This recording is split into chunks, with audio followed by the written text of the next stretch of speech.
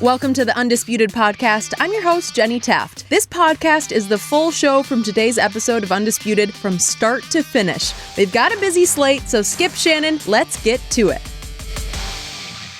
Welcome to Undisputed. We are live from Los Angeles. I'm Jenny Taft. Here with Skip Bayless, Shannon Sharpe. Good morning. Glad we're all back together. Oh, so you bless us with your presence in studio after your day trip to Atlanta in your private jet, right? Yeah, it was private. Yeah. Nah, it was me. Am I right? I yeah. mean, What is it, a G6? must be nice. It Must was be whatever, nice. whatever Delta is. Whatever like. Delta. But you know, guess who was on the way out? Guess who was my seatmate? You'll never guess. Odell Beckham. No, I don't no. know. And he said, you know what? He said, I love your career. He said, you do a great job at what you do. Steve Carell. No way. Yeah, he's shooting his TV show out there for the next 5 weeks. Yeah. Like, yeah, I said, oh, Steve, no shit. You always feel Yep. confident. Now, if he'd have said, that'd have did it for me, Skip. Really? Yeah. You just had to pat your own back. No, Just Skip, a little. Skip, I just give you a little insight to the conversation that we had. Do you know Anchorman, one of the greatest movies of all time? Do you know Brick? No. You don't know Anchorman. I do. Help him. I just I mean, can't help him. It's amazing. You don't know What? Anchorman? No. It just might. I'm going to watch it tonight just for you. Yeah, and you have to do your homework too and watch it as Okay, well. We have a lot okay. to get to on today's show. Well, the Cardinals actually passed on Kyler Murray. Could that happen? And Kevin Durant, he's going after the media. Again. But we are going to start with Odell Beckham. He spent a lot of time on Twitter yesterday tweeting 44 times in the span of a few hours. He started off by defending himself after Giants GM Dave Gettleman implied that Odell was part of a, quote, culture problem in New York. Odell called the Giants, quote, beyond disrespectful and said he was looking forward to a fresh start in Cleveland. He also responded to a fan that called him a locker room cancer, tweeting, ask any one of my teammates of who I was as a teammate and a man and a person. Yes, I'm cancer to a place that's okay with losing because I want to win that bad. You're absolutely correct. And another fan called out Odell for going on the boat trip to Miami before a playoff game, and Odell responded, and we lost by 20 points. Halftime Hail Mary. Packers on the road. There's no victim role. I had a terrible game, not many opportunities to do anything well. I'm a man. I don't need to hide. How many playoff games have you had? Okay, Shannon, what do you make of all this? Skip, I don't have a problem with Odell defending himself. But on social media, Skip, you like, don't do it, guys, don't do it. But I would tell Odell like this, and like most, I would advise any athlete, you got to treat it like, and pardon the analogy, Skip, like a bank robbery. You got to get in, get out. 1 or 2 tweets might have been good. He probably went 42 too many because he ended up with 44. Once you go in and say, you know, look, I'm looking for a fresh start. The Giants moved in a different direction. Yep. I'm happy here in Cleveland. Yep. Fine. Okay, you want to defend yourself against the Giants games. All you had to do was say, look, we lost by 20 points. They had a Hail Mary at the end of the game, pack on the road. Half, right? Pack, Half, yep, excuse me, pack a Hail Mary at the end of the half. That's a tough place to play in Lambeau in January. Leave it at that.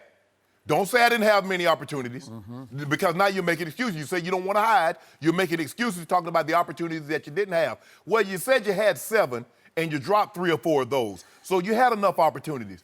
Skip, the problem that I have is that Odell doesn't want to accept any responsibility for his not being with the Giants anymore. You see, what happened is that Odell planted this seed and the Giants allowed it to cultivate and grow. Because Odell just didn't get like this overnight. There were instances, and they constantly let it get out of control. I don't have a problem whatsoever, Skip. Again, I said it. The problem that I have with Dave Gettleman, okay, you made a decision. You chose to move on from Odell. Leave it alone. Yep. It's like he's needling him, Skip. It's like, because at the end of the day, you know what you know what's going to be on his resume. He's the GM that traded Odell Beckham. Skip, we look at Branch Rickey. Yes, they won World Series, but what is he most known for? He is the guy that did what, Skip? He signed Jackie Robinson. So what's going to be on Dave Gettleman's resume is he's the guy that traded a 25-year-old Odell Beckham. Let it go. Skip, this is disrespectful. You're going to talk about, the reporter asked him, do you have a cultural problem? Not anymore. Really? We know he's not talking about Olivier Vernon. who they also traded, Skip. We know he's not talking about Landon Collins, who they allowed to leave via free agency.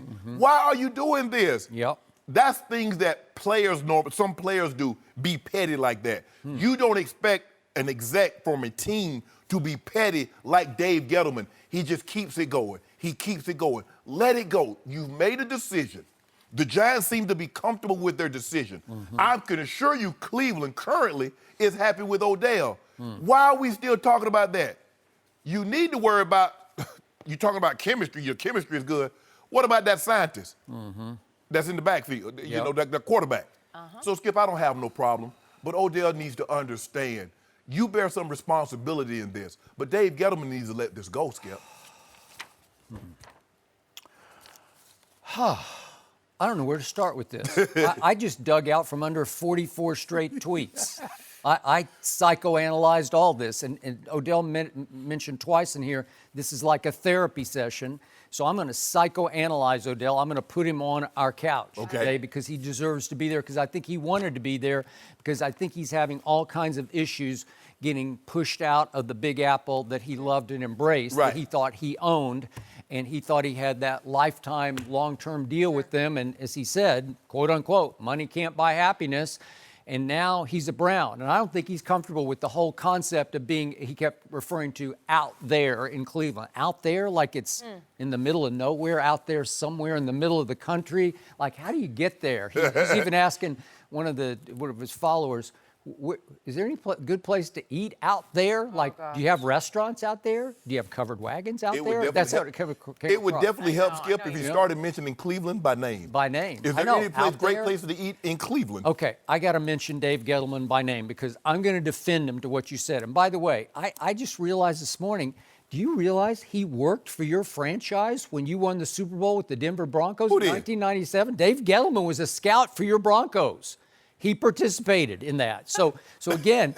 No, I did not know that. Well, I'm sure he went to that Super Bowl with your club. You know, like he was on their dime, right? Yes. I'm sure he was there, but you didn't know he was there. I'm positive.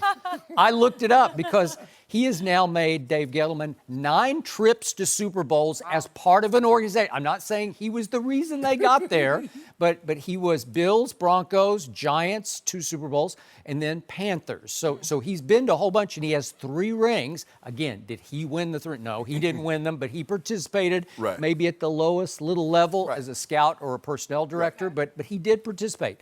9 trips with 3 rings. That's even beyond Shannon Sharpe. That's almost like Brady-esque. No, I'm undefeated. Okay.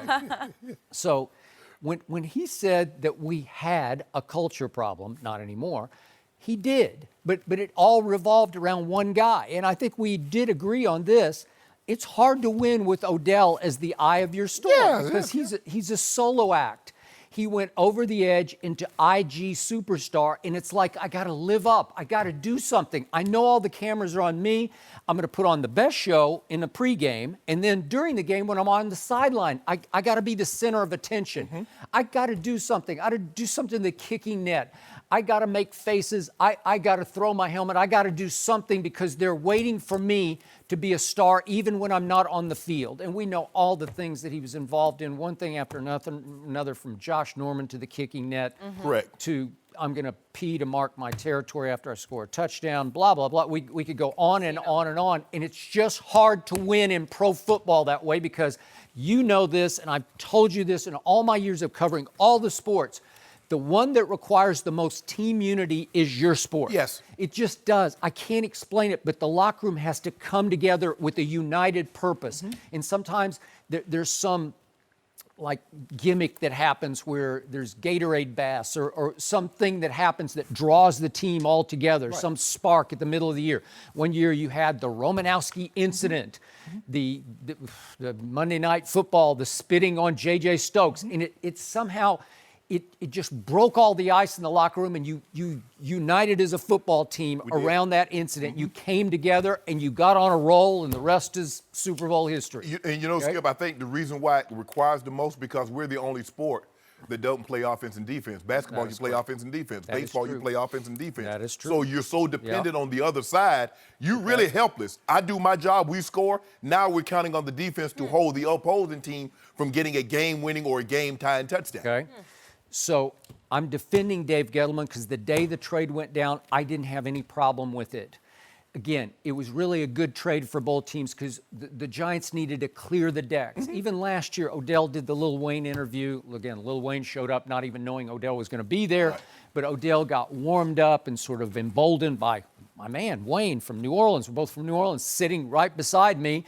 And he went off about he'd love to play in L.A. You know, it's just one thing after another where he's just alienating Giants management. Right. And I didn't even mention the Paris hotel incident, and that was just before they gave him his long-term deal. Way to go. JD, I saw that look. Okay. Well, that was a cosmetic error, Skip. Right. I don't know why you don't understand that. It's one thing after another. So we get down to some of the flashpoint quotes here. He kept saying, Odell kept saying, I'm a winner. I'm a winner. Win? Where? Show me. Show me. Prove it. Sure. Do it. You can't show it to me. So one Twitter follower, whoever, said, the team made the playoffs in 2016, and you chose to take a boat trip. And in result, you dropped multiple key passes. Did he ever? A big third down early and one in the back of the end zone. You want to win, you got to make the plays when it matters the most. Stop playing the victim. It's not always everyone else's fault. So Odell tweets right back at him, 7 targets. So I'm to assume that he only got 7 throws in his direction in the Green Bay game. So you check on that. He actually got 11 targets in that game. He caught 4 for 28 yards in that game. This is his only playoff game of his whole NFL career. Right. He boat tripped to South Beach. He's standing and allowed a picture to be taken and posted of him on a yacht out in Biscayne Bay or wherever they were, South Beach on the ocean. What about the drops, though, Skip? Okay. So he dropped the passes, but think about this. 4 for 28. The 28 yards were the second fewest of his career. The 7.0 average was the worst of his career, and his yards per target of 2.55, the worst of his career. So I can make a case that 4 for 28, the worst stats he ever put up in his entire career came in his only playoff game. Right. A game that I thought Eli came out hot in. It just felt like it was playoff Eli. It felt like they had a shot to win it, right? I agree. And then remember what happened after the game? I don't know how he did it with his fist or his helmet, but he put a big hole in the wall in the walking up to the locker room. So is that how you win the game? After the game, you punch a hole in the wall? Really? Does that make sense? Skip, I want the thing you read a quote in this says, money can't buy happiness. If Odell was so unhappy, why would you resign? You had that opportunity. You didn't have to sign that contract. Yep. Now he was so unhappy. And even though I'm getting this, I was the highest paid before Julio came and surpassed me. I think he means it can't buy happiness within the organization. Like they gave me all the money, then nobody was happy. You know, they weren't happy with me. But were you happy? Skip, look, he still cannot get past the fact, as you mentioned, and you were reading his tweets about, is there any place to eat out there? He can't get past the fact that the Giants traded a 25-year-old, legit #1 wide receiver in his prime. Skip, that still baffles him because we as athletes, we're geared. We are the difference. And once a team says, you know what, I was almost traded twice. And what upset me the most, Skip, it wasn't that I was going to be traded because that meant someone wanted me. It was the fact that Mike Shanahan thought he could make the team better by getting rid of me. The Giants said, Odell, we can get better by getting rid of you. Odell sees himself as the answer, never the problem. But the Giants says, no, you're the problem. I disagree with that. I think he's a part of the problem. The question is, they don't have a solution at quarterback either, but that's neither here nor there. That's not what we're here to talk about right now, Skip. That's the problem that I have. If Odell will accept, another problem that I have with Odell and these new players in today's, I want to win so bad. Shannon Sharpe wanted to win just as bad as you, but I didn't think it was necessary for me to throw a water cooler or to kick a kicking net or to punch a hole in the wall. Just because I don't display outlandish or boorish behavior does not mean I want to win any less than these guys. For some reason, they come into the league now. I want to win so bad, this is the way I'm going to show you how bad I want to win. Nah, bro, it doesn't work like that. It doesn't work like that. That's a good point. So Odell has the audacity to stoop to firing back at this user who questioned about the Green Bay boat trip game. Yep. And he says, how many playoff games have you had? Okay, if Odell had played Tom Brady's 40 playoff games, Right. I'd say, okay, you got him on that one. You shamed him on that one. He's played one, so it's 1-0. Yeah. So you got one. So what if he fires back and says one fewer than you? You know, that's it. I mean, even if you're Shannon Sharpe, I don't remember how many you played in. 18. 18. Well, that's a lot of playoff games. lot. So if you said, how many of you played in, bro? Well, bro would have to say, you played in 18. You got me on that one. Right. But Odell don't got him on this one. Yeah. It's 1-0. So now let's go back to the Flashpoint quote where he says, yes, I'm a cancer to a place that's okay with losing because I want to win so, then capital B-A-D-D-D-D-D-D, bad. Okay. So you're trying to explain to me you were the only one in the Giants locker room who wanted to win? Are you kidding me? Thank you. You're the only one in the cornerstone organization called the New York Football Giants who wanted to win? A team with the legs. You got a quarterback who beat Tom Brady twice in the Super Bowl. I know he's on his last legs, but he did do that. Right. And you don't think Eli wanted to win last year? Come on. And you know Eli wants to win. Yeah. Now, he might not can do it at the rate that he once could when he was younger, but Eli wants to win. I believe there are more than a handful of guys that want to win in that locker room. For the most part, all of them want to win. How they go about it, Skip, see, and there again, remember, he's explaining his behavior. And when he lashes out, the reason why I'm doing this is because we're not winning. And I want to show you how bad I want to win. This is what I'm going to do by showing you how bad I want to win. I'm going to throw my helmet. I'm going to get unsportsmanlike conduct penalties. I'm going to kick the net. I'm going to do all these things because this is my way of showing you. Yeah. Well, when I lost the ball game, I went back and studied the tape. I went back to the practice field. Okay, what could I have done differently, maybe to influence the outcome of this ball game in a different manner? Yep. Throwing water coolers, that just shows you're petulant. That's what that shows me. That don't show me nothing about no winning. Yeah. Unless you're in a water cooler contest throwing. So this Twitter storm or rant or whatever, it got so bad that at one point Odell said he's trying to tell everybody how happy he really is, whether you believe it or not. And he said, I'm having one of the best days of my life.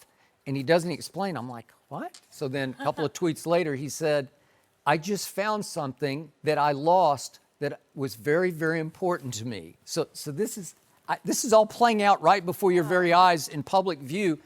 Odell, you could have paid some therapist, how much would it cost? $500 an hour? I don't know, $1,000 an hour? Man, I ain't going to him. I pay like $175. $175, all right? You could pay somebody $175 an hour and you could have done all this to him and nobody would see it. Yeah. Less The Browns publicized. wouldn't see it, the Browns fans, the Right. Browns management, Baker Mayfield, Right. Jarvis Landry, nobody would see this. Yeah. And now everybody's just saying, Odell, you're flipping out, man. You're going over the edge here. Well, Really? clearly he has not gotten over this. Yeah. He has not gotten over it. Because one of the things that when you go see a therapist is that the things that has caused you can't continuously bring it up because all you do is continuously relive the issue. Yeah. At some point in time, you have to move beyond. Okay, I understand. Whatever caused you the pain, let it cause you the pain now. But once we start to move past, don't let it cause you pain anymore. Odell is still letting the Skip. He can't get Skip. I'm 25. I'm one of the top 5 receivers, and I got traded. They traded me, Skip, after remember, he held, I think it was a tweet in there, he said, when Dave Gettleman says, we did not re-sign Odell to trade him. Man, they re-signed me to trade me when they could have just traded me to begin with. Yeah. They re-signed him, gave him all this money, because I'm sure he got some dead money on their cap, Skip. Yeah. And they're moving on. And it's hard to get, if you're an athlete, Skip, it's hard to, we don't like being told we're no longer wanted. No, who does? Oh, it was a shocker to him. Yeah. So he twice mentioned in this storm that he quoted the Drake line, and if I held my tongue, I'll be crucified. And then he concluded by saying, like I'm supposed to get walked on forever. So he's saying, I'm gonna fire back. I'm gonna stand up and defend myself. I'm going to speak out against all of my critics and my haters. Well, that's fine, but be careful what you wish for, because if you do it in public on Twitter, you can also lose even more. You can make yourself look even worse. But this Skip, makes him look worse. But don't you think this is beyond, okay, Dave Gettleman, you've made the trade. The trade has been done 2 months ago. Don't you think it's time for him to move on? And because he keep needling the guy. He's pretty full of himself. Yeah, okay. I mean, but I agree. Skip, he make it seem like he done drafted like 18 Hall of Famers or something. Hold on, bro. Pump your brakes. Yeah. You let it go. You've traded Odell. You moved on. You believe that the issues that you had in the locker room that took itself to the field, you believe you removed that element. Okay, let it go. Yep. Remember, therapist says, okay, now that you're past this issue, let's continue to move past it. Yeah. He keeps reliving it. And the reporters know. It's almost like he enjoys talking about it. They ask him, and he keeps going back and forth. So I'm with Odell. Yeah, I'm going to defend myself. Now, the first time I probably would have let it slid. But he's brought it up about 3 or 4 times when they broached the subject. All right, fair enough. So, bottom line, Odell repeated several times, I am a winner. I do not accept losing. Well, guess what? They didn't send you home. You're not retired. Yes. You get a shot with Baker Mayfield and Jarvis Landry and the red-hot new Browns. He upgraded. Right? He upgraded at the quarterback position. Baker Mayfield at this juncture is better than Eli. So if you're a winner, prove it. Yeah. Prove it. This Show is your us. opportunity. Lead this team. But see, Skip, here's the thing. We all think of ourselves a winner. But unless you play an individual sport, how do you prove that? He plays a team sport. And the teams that you played for, Odell, hadn't had a whole lot of success. So remember, again, Skip, that's the point I've been trying to make for the longest. You see how he sees himself? Yeah. Remember, the catch, his team got the doors blowed off him. So he saw... He didn't care. Skip, he saw early on, I can be this without winning. Yeah. I am a winner. Yeah. So even though my team's getting the brakes beat off us... Bye. I don't remember who they played that night. It was a... Bye. Skip, I don't remember. The Dallas Cowboys. Oh, okay, sure you remember. Yeah. Oh, yeah, I remember. Thank you. Oh, okay. Yeah. The Cowboys... See, that should have hurt even worse. That should have completely disqualified the catch. And that was the thing, Skip. He saw early on that he could have individual success without team success. So now, hold on, wait a minute. You mean to tell me, you hear dads tell that, you don't let him have it, if you get the milk for free, he'll never buy the cow. You know what I'm saying? So Odell said, well, why do I need to buy into this when I can get all this and just be separate of that? If we win, fine and good. But if we don't, Skip, guess what? The endorsement's still coming in. Nike give him a contract that they had never even given a quarterback. And so now, like you said, he got, 13, 14 million Twitter IG followers for an NFL player? That's huge. Number one. Yeah, he's got the most. But now he has to play out there. Out there. He's going to start referring to them as Cleveland. That would help.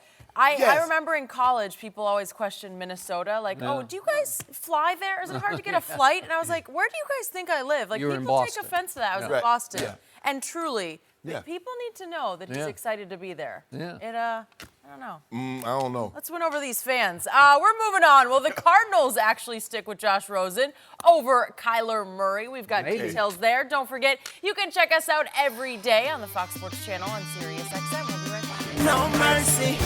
NFL Network reported yesterday that Cliff Kingsbury has been impressed by what he's seen from Josh Rosen in workouts this spring. Kyler Murray had been considered a lock to be the top pick in the draft as soon as Kingsbury got the Cardinals job. But multiple reports have recently indicated Arizona may pass on Kyler. Rosen has more opportunities to impress his new coach because the Cardinals have a minicamp today through Thursday leading right up to that draft. So Skip. Yes. Could you actually see Arizona sticking with Rosen over Kyler? I could, and I'm going to give you 2 big reasons why. I know Cliff Kingsbury a little. I know him well enough to know that he is a fascinating contradiction of supreme confidence bordering on arrogance and some insecurity. I believe he's still shell-shocked, blown away, overwhelmed by the fact that he is now the head coach of the Arizona Cardinals, coming off a 35-40 record at Texas Tech in the Big 12 Conference. How did that happen? Yeah, tell me. So we both I want to know how it happened that Steve Wilkes only got 1 year under the GM Steve Keim. How did that happen? With that quarterback they're trying to get rid of right now. But go ahead. Aha. So let's look at what Cliff is up against right now. Okay. He's up against this new narrative, a runaway national narrative, a fairy tale of a story that finally he's going to land the kid as his quarterback that he wanted since this kid was a junior in Allen, Texas, at Allen High School, Kyler Murray. They hit it off. They clicked. Remember, Cliff was then coaching Johnny Manziel at Texas A&M as the point man recruiter for Kyler Murray, and just fell head over heels for him, and vice versa. Kyler loved him so much that he started calling him Clifford. They're very close. They see the field the same way. They're made for each other, match made in heaven. So it's come full circle where somehow Cliff Kingsbury got hired by Arizona in the year they have the #1 overall pick. And now he's a prisoner of the quote that he had before a game against Kyler Murray at Oklahoma when he said, if I had that first pick, I'd take Kyler Murray. Okay, you're on, coach. You got him. You got it. Guess what the world will think if and when he takes Kyler Murray #1? How fast? What is the fastest track to the Super Bowl? Is it possible they get there next year? Is it possible in 2 years? Everybody, the clock will start ticking on Cliff Kingsbury and again on Steve Keim right out of the box because you got what you wanted. Match made in heaven. Let's see. Dance for us, man. How fast can you get there, right? Yes. Super Bowl, here they come. You think Cliff likes that narrative? I promise you he does not. I think he's overwhelmed by it. Now let's go back to his arrogant side. He has had a chance to get a firsthand up-close look at Josh Rosen. 6'4", 220 pounds, prototypical, big arm. Moves pretty well. Remember, as a junior tennis player here in Los Angeles, he was ranked #1 in the country before he gave it up for football. So he's got some foot athletic ability, right? Enough that he moves around pretty well. I don't love him just on intangibles, but you don't think Cliff Kingsbury is just arrogant enough to think, you know what? I could show the world. I could take that and I could turn that into something that would shock people because I kept doing it at Texas Tech. I kept doing it. Remember, he had Davis Webb, 6'5", 229, and he had put up big numbers. And then here came this other kid. What's that kid's name? My homeboy. Remember? Yeah. 6'3", 230. So they're big kids. They're big athletic, or, you know, Davis Webb wasn't that athletic, but obviously Patrick Mahomes is athletic. So he was doing things more out of the pocket with them. It wasn't little Kyler. He had little Baker for a little while, but just a little while. And had little Johnny. And he had little Johnny. Okay, he had little Johnny, but he's done it with the big kids too. So he says my system could prevail here. You know how they all think they can do it in the NFL. Everybody you know they all think I can do this. Well, what if I take Josh Rosen and do it? Then my brain. They're going to give us a much longer honeymoon because Josh wasn't very good last year, right? They won 3 games and he acted like he won the Super Bowl, right? Yep. Okay, so now let's look at Steve Keim. He's 20 years there in pretty high up jobs in that organization.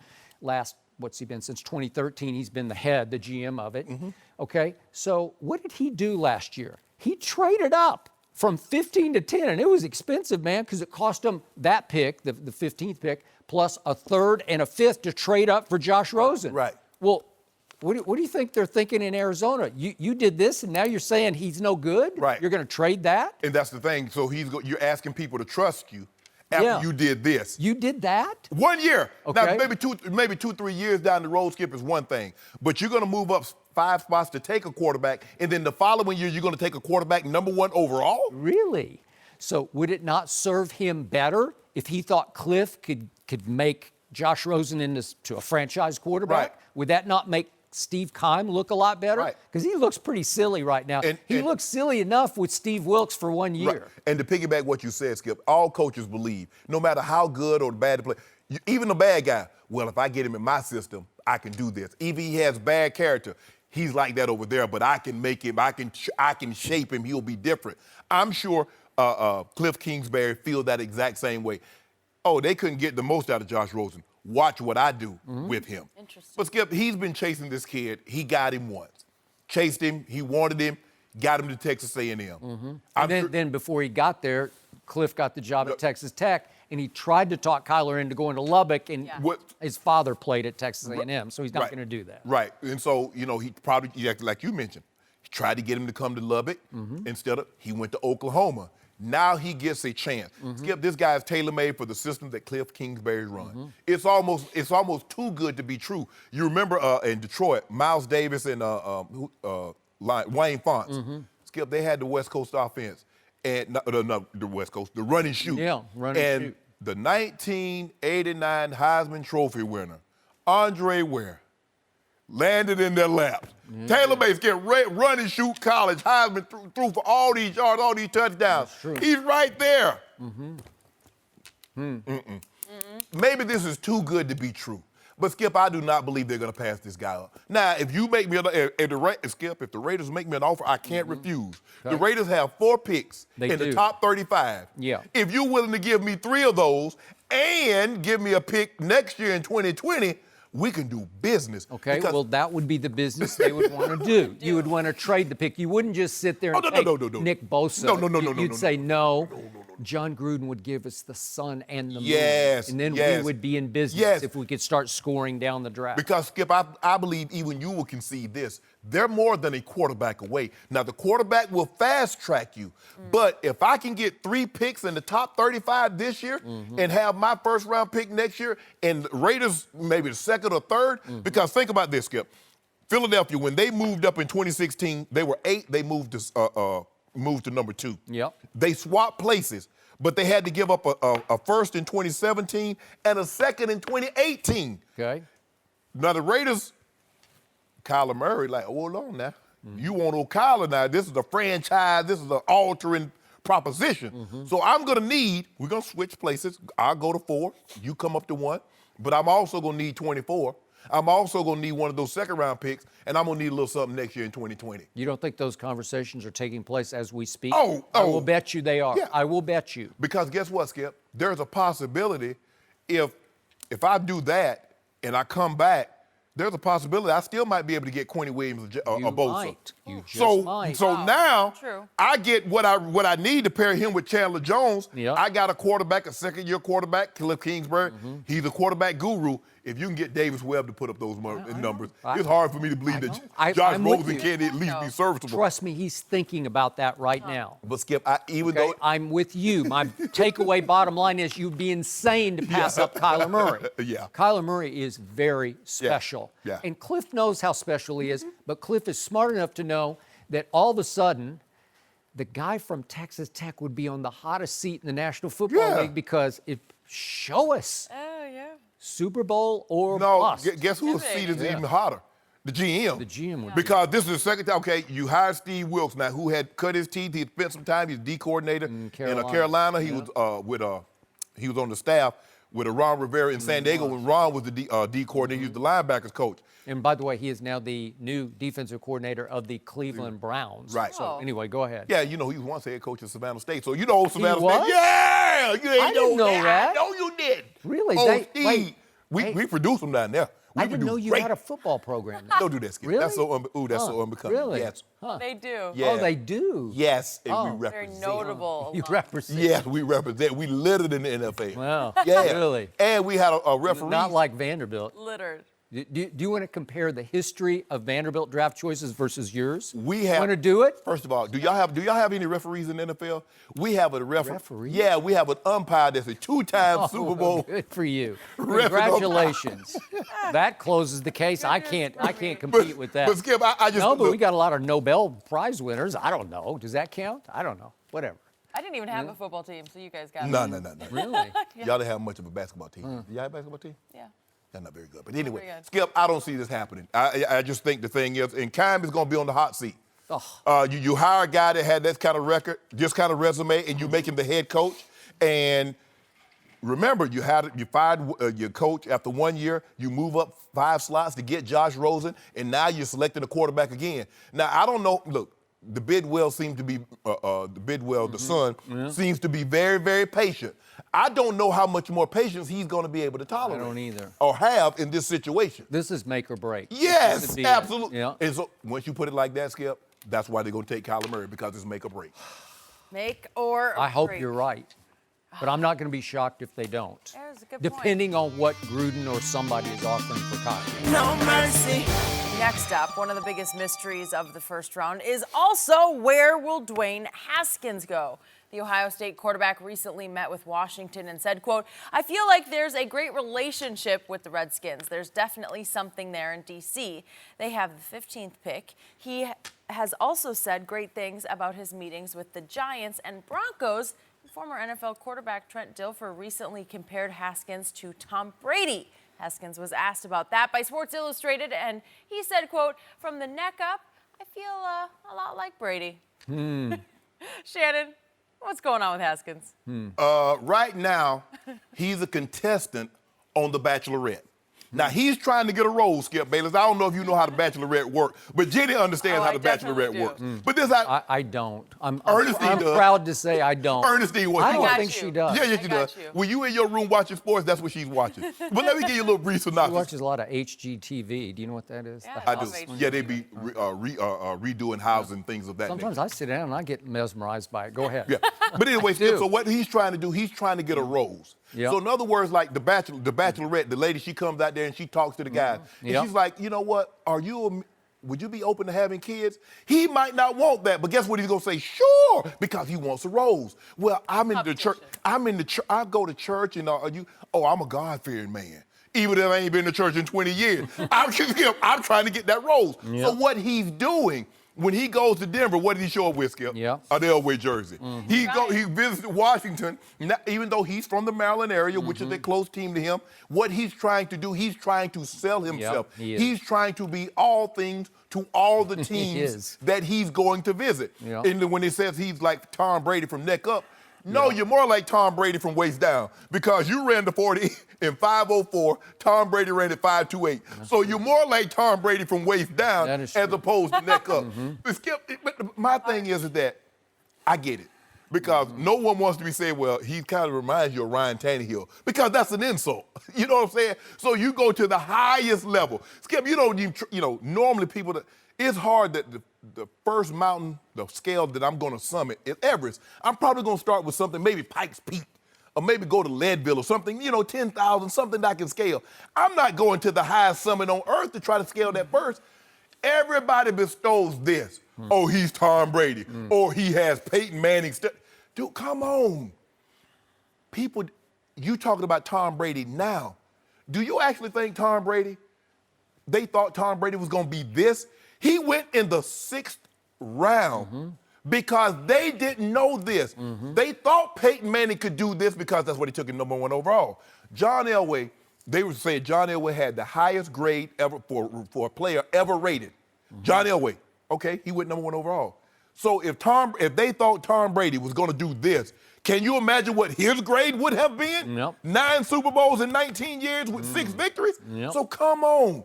Look, I get it, Skip. At this point in time, it seems to me that nobody is in love with this kid, because a lot of people had him pegged at the Giants, but it seems like the Giants are not in love with him. Yep. And this team, they don't seem like they're in love with him. So he's trying to sell himself.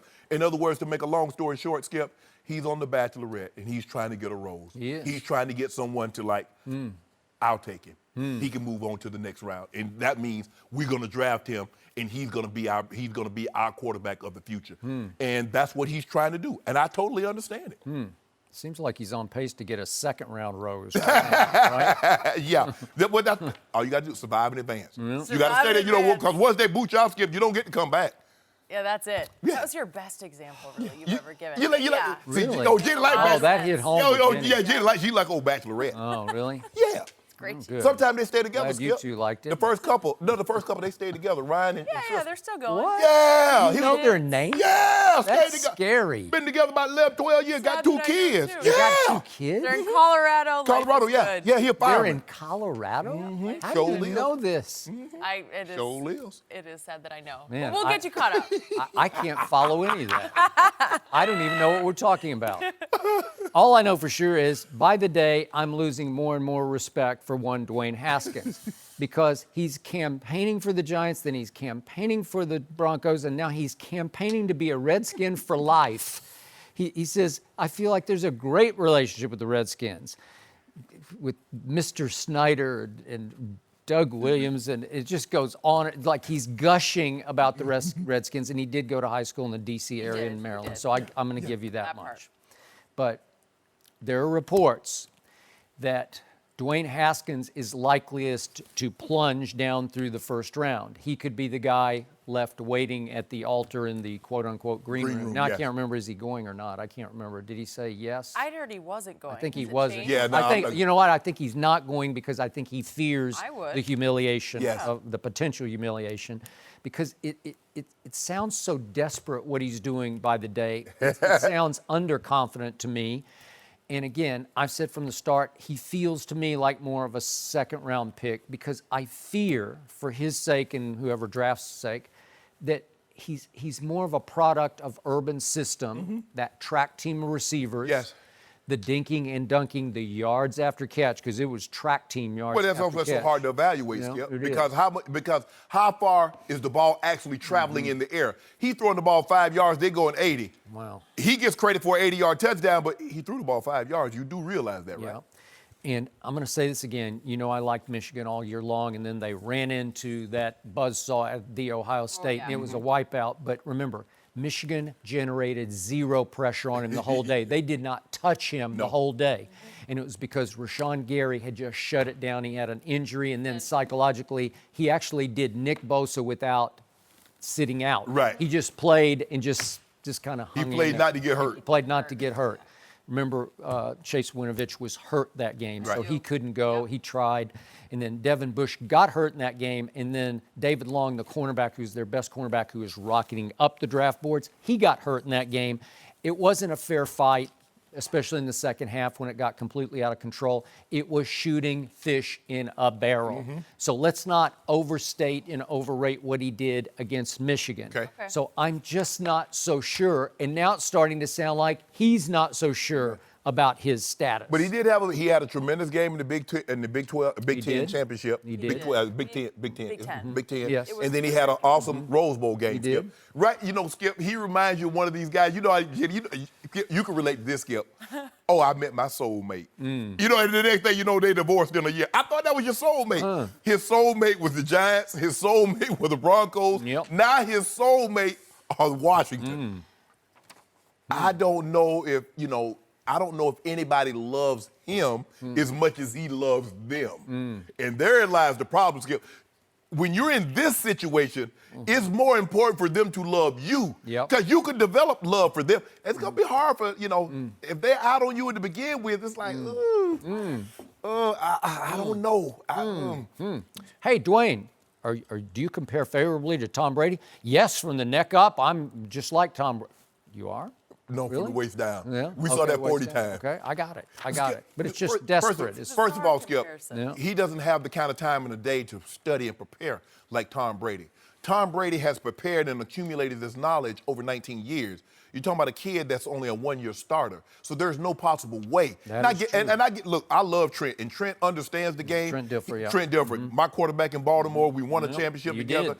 He understands the game of football. He can X's and O's, he can teach it.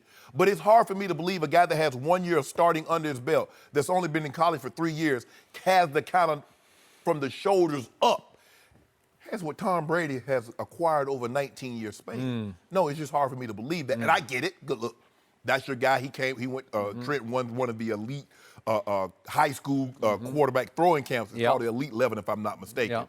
And Dwayne went there. So that's a representation. Because if you get young guys go to this camp, Skip, they go to the NFL, guess what's going to happen after?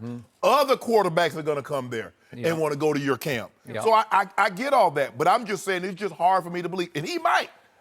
Who knows? He just might, but it's hard for me to believe that he can accumulate this kind of knowledge in such a short period of time. What did Coach Belichick say just last week about how hard it is to evaluate quarterbacks and receivers because the college passing game does not translate to pro football? It's a whole different world in college of what you're able to get away with doing. It won't it really doesn't compare to the difficulty of the pro passing game. Correct. Okay, so let's just keep all that in perspective. It's hard to evaluate, Skip, because they run so much jailbreak screen and smoke screens and all that. They just get the ball in the guy's hands. They're not really running comebacks and digs and banging, which is the skinny post, like you see in the NFL game of passing. So that's why it's so hard to evaluate. They get the ball out the guy's hand. The guy goes 70 yards. He gets credit, but the ball was 5 yards in the air. We don't see the ball travel down the field as much as what you're going to see in the NFL. So it's hard to evaluate these guys. Coach Belichick is absolutely right. Yep. So you really got to study and do your homework because you can be fooled. The guy throws for 45 touchdowns, and 38 of them came on screens. And you're like, oh, my God, you see those numbers he put up? But then you get him in your camp, you're like, okay, throw this comeback. So you're campaigning to be picked by the team with the 6th pick, and then all of a sudden it's the 10th pick, and now it's the 15th pick with Washington. That means you're afraid your stock is falling, right? Hey, Skip, hey, you do what you got to do. Okay. See, guys, look, I understand the money, Skip, but guys get so caught up. If you can play, you might not get the $30 million that Baker Mayfield or these top guys are going to get. But at the end of the day, it's easy to get that first contract. You're right. Boy, it take a boy to get that, dog to get that second one. Now get that second one. Because that's when you prove it, because we already know, Skip, we had you here. Yep. You can't you fools in college. Get that second contract in the NFL. Okay. That's a good reminder. It really is. Now, look at Tom. Look at Tom. Yeah. Me and Tom, we can sit down and talk. Me and Tom came from similar situations. I like how you spat out his stats. You're obsessed with him. Who? You had X years, X Super Bowls, X victories, right? You knew it all. You and Tom. Yeah, you and Tom. Yeah, I mean, 6th, 7th round pick. No one really thought we could do it, know. You're just the same guy. Well done. If I'd have played 20 years, I probably had me about 7, 8 Super Bowls, too. See, if you had discovered pliability, you'd be okay right now. But you heard him talking about he want to bulk up now. You heard him talking about he want to do a little bulk. I don't believe that. He want to do a little bulk. I don't believe that. So he going to Wakanda. So we're going to turn him away, though. So, Jenny, did I win a rose for my answer in this? I think you won a rose. No. Yeah. I just want you to know, Tom, don't come to Wakanda. We turning you away. Oh, really? Yep. Okay. A rose for you, and I'll give you a rose You're too. turning But we him got to away? move on. And Well, you should. Why? Yeah, no. Okay. You can help him out. You can give him some workout advice. We're going to the Warriors. They are going for a three-peat. But Kevin Durant, guys, he wants to talk about free agency. That's all he wants to talk about. We'll tell you next. No mercy. The Warriors are a win away from moving on in the playoffs, but Kevin Durant keeps taking shots at the media and talking about his impending free agency. Here's what KD said, and guys, stay with me. There's a lot here. The media, they need me. If I wasn't a free agent, none of this bleep would go on, right? None of this speculation about who I am, what's wrong with my mental, why I'm miserable, why I ain't happy with life. I've never had so many people that come to me and ask about where I should play. That's a hot topic, but you don't have to talk about it. And then you don't have to get mad when I don't want to talk about it. And then you don't have to get mad when your little brain is roaming around, but you can't find the correct answers. That's bad journalism. Shannon, is Katie right? No, Katie is dead wrong. Again. Skip. I learned once I got into the side of the business because I thought like KD when I was in KD's shoes as an athlete. Yep. Not saying I was a great player, so don't at me talking about trying to compare himself to KD. When I was in KD's... You're in the Hall of Fame. Go ahead. When I was in KD's shoes, Skip, Yep. I thought like KD. Yep. It was about wins, losses, scores. Yep. But as I got to this side, it's not good enough to say the Warriors won 110 to 150, 115 to 110. Yep. Sports are about stories. KD is a story. You're right, KD. Your free agency is not about wins and losses. It's about the story. Someone's going to tell the story of KD transitioning, just like they told the story how you transition from OKC to Golden State. Yep. And if you leave Golden State and where you transition to. KD doesn't get that. He's made it worse. LeBron was going through the very same thing last year. But LeBron made it abundantly clear. He keeps bringing it up. You keep doing things. Klay Thompson's going through this. They ain't asking Kawhi all these questions. I forget Klay's going to be a free agent, but go ahead. So true. You know? KD, you have a story to tell. and fans want to hear it. Yes, KD, your life was never going to be just about wins and losses. The moment you grew to be 6'9" when you were at, I think he went to Montrose Academy. I think he went to one of those academies, Skip. Right. So that was over for you because everybody wanted to know, where is Kevin Durant going? It wasn't about, okay, Kevin Durant dropped 45. Where is Kevin Durant going to college at, Skip? Yeah. That's what people wanted to know. It's a give and take, KD. Why do you think you make $30 million a year? KD, let me break it to you.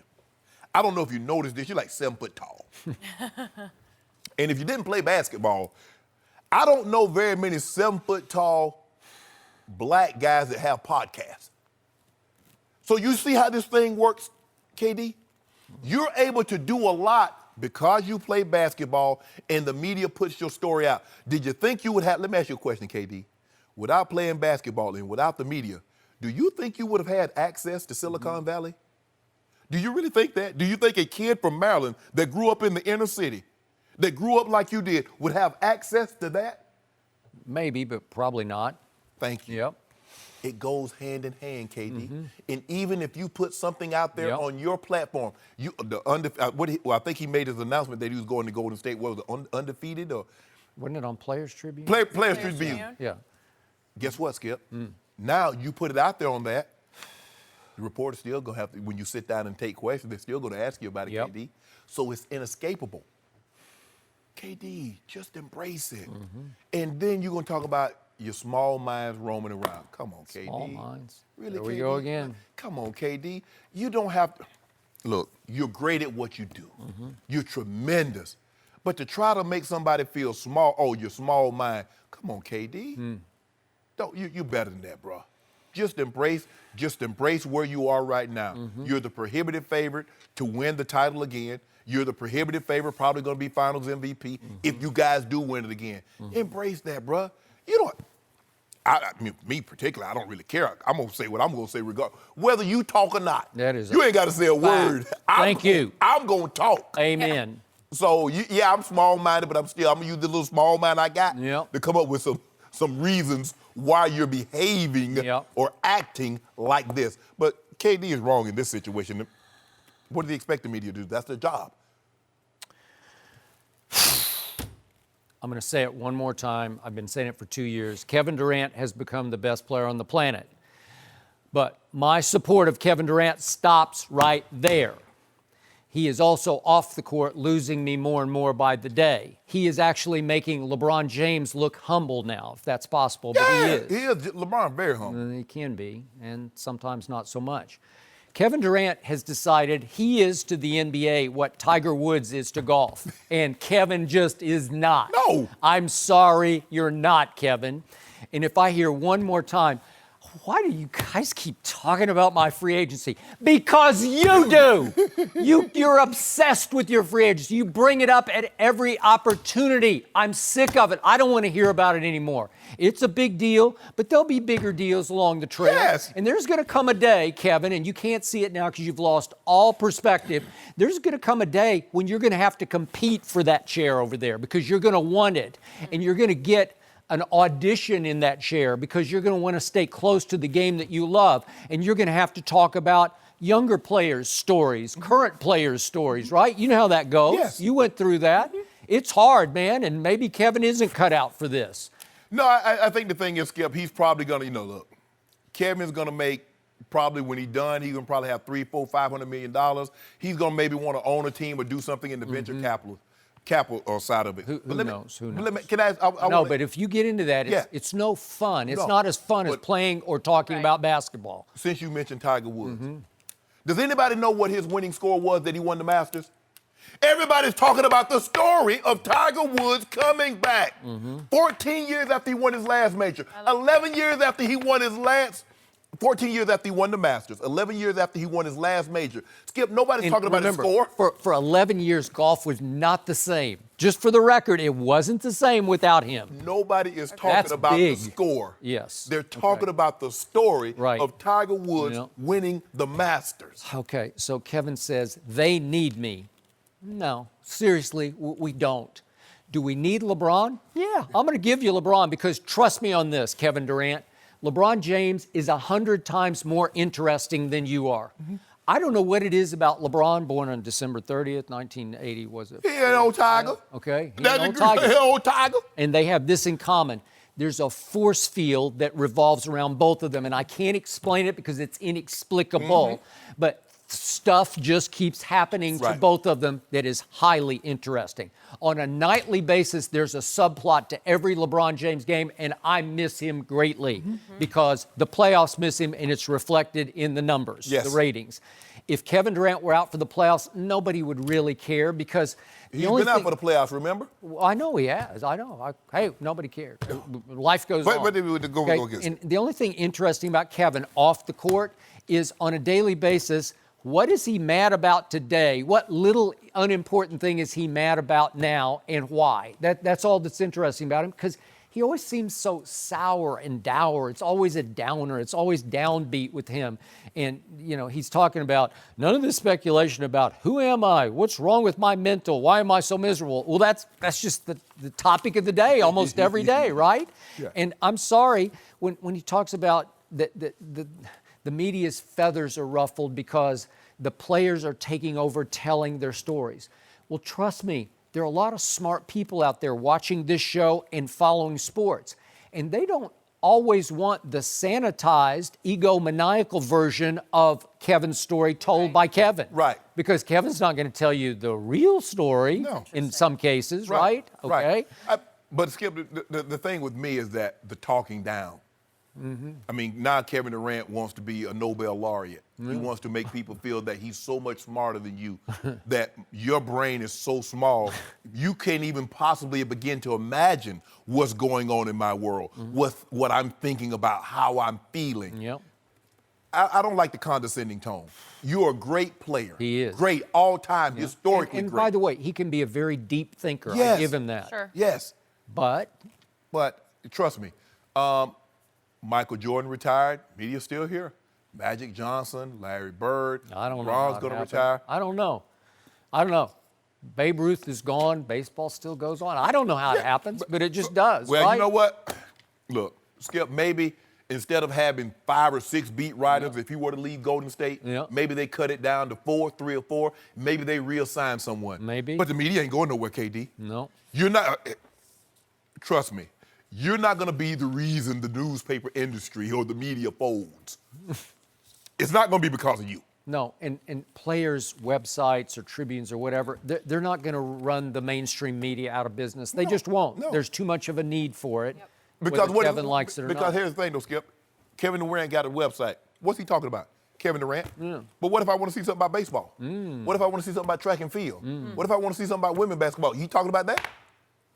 He might try, but I'm not sure anybody'd be that interested. Oh, okay. I'm just checking. Yeah, good question.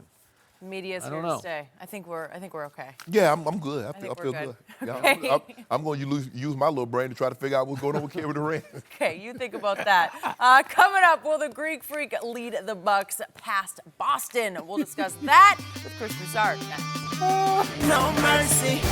The Milwaukee Bucks are advancing to the second round of the playoffs for the first time since 2001 after sweeping the Pistons. Detroit surprisingly had the lead at halftime, but the Bucks outscored the Pistons 71-42 in the second half to cruise to their 4th straight blowout win. Giannis led the way with 41 points, and the Bucks will now have plenty of rest before their rematch with the Celtics in the next round. Boston beat Milwaukee in 7 games in the first round a year ago. We're joined by FS1 NBA analyst Chris Broussard. Chris.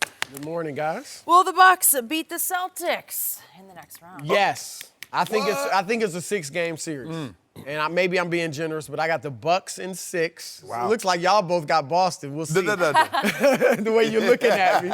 Here's the thing. You've had the Bucks all year. I like the Bucks. I did pick Toronto to win the East, but I'm questioning that now. But the Bucks, I know a lot of people, maybe you guys will look back at last year and say Boston beat them in 7 without Kyrie and Gordon Hayward.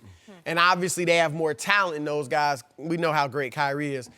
But I'm not sure the Celtics are better right now than they were at this point last year because of the chemistry is not the same, and those young guys were playing well together. And here's the thing, Milwaukee wasn't close Even though their personnel is very similar, they weren't close to as good.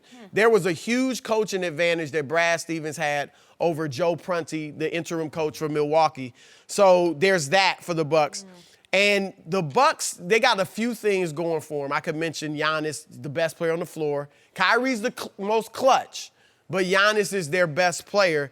But a couple things, they are almost perfectly built for this analytics. They're analytically built, where you got one guy in Giannis who can get into the paint whenever he wants. So he can get a paint shot whenever he wants, and if you build up a wall or stop him in there, he kicks it out, and they just surround him with three-point shooters. They shot more threes than anybody outside of Houston. They did. And then defensively, they're aggressive. They've got rim protectors in Giannis and Brook Lopez, and Eric Bledsoe. You can't shut down Kyrie, but he will make it tough on Kyrie. Kyrie shot 39% against Milwaukee during the regular season. So there's that. And then Milwaukee does not let their foot off the gas. Like, that's an advantage that Boston usually has over people, is they play so hard, they're so gritty, they're so well coached. I say the coaching thing is even, because Budenholzer was my vote for Coach of the Year. He was the coach's vote for Coach of the Year. And Milwaukee just doesn't, like, there's no nonsense. They go hard all the time. That's why they won 45 games, a league high, by double figures, and then blew Detroit out in every single game. Where you rarely see that. I mean, Golden State is 10 points or better than the Clippers, but sometimes they let their foot off the gas. Houston, sometimes they let their foot off the gas, maybe last night. Milwaukee does not do that. So I think they're going to win this series. What do you think, 5? I think 6. you just talked yourself You're into 5. well, you made a 5 case. I have the utmost respect for Boston. And I think Brad Stevens is a very good coach. Kyrie is arguably the best closer in the game, certainly one of them. But I just think Milwaukee is just that much better this year. I'm taking the Bucks as well. Look, the Celtics swept Indiana, but without Oladipo. And Indiana could have easily won 2 of those last 3 games, Skip. I mean, they're close. They had Bogdanovich trying to close for them, where the Celtics had Kyrie closing for them. And that was really the difference in the ball game.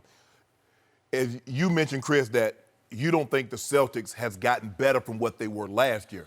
Well, Giannis is head and shoulders above where he was last year. No question. He's a difference maker. And as before, when I was like, James Harden should be the MVP, if Giannis wins the MVP, Skip, I'm not going to be nearly as upset as I would have been, say, 2 months ago. What I've seen from him in the playoffs, because that's what I wanted to see.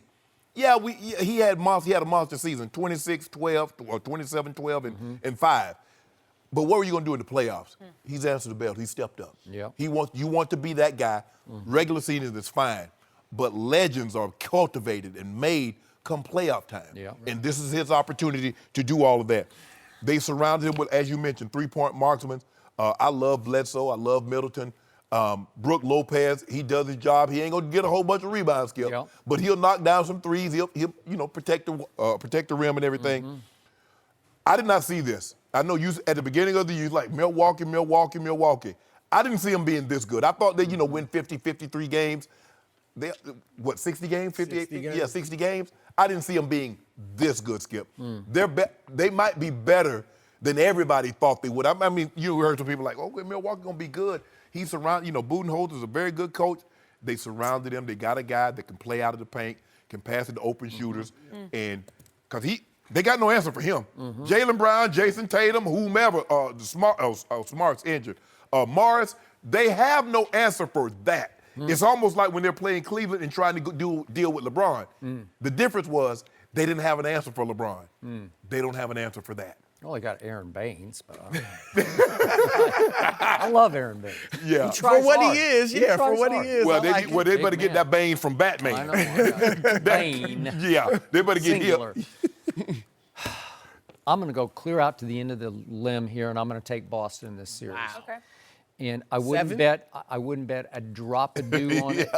I am almost certainly wrong, but I just have a feeling about this. And my feeling comes from the fact you realize Giannis just won his first ever playoff series, albeit against a Blake Griffin who was playing on one leg at best and didn't play in the first 2 games, right? Yes.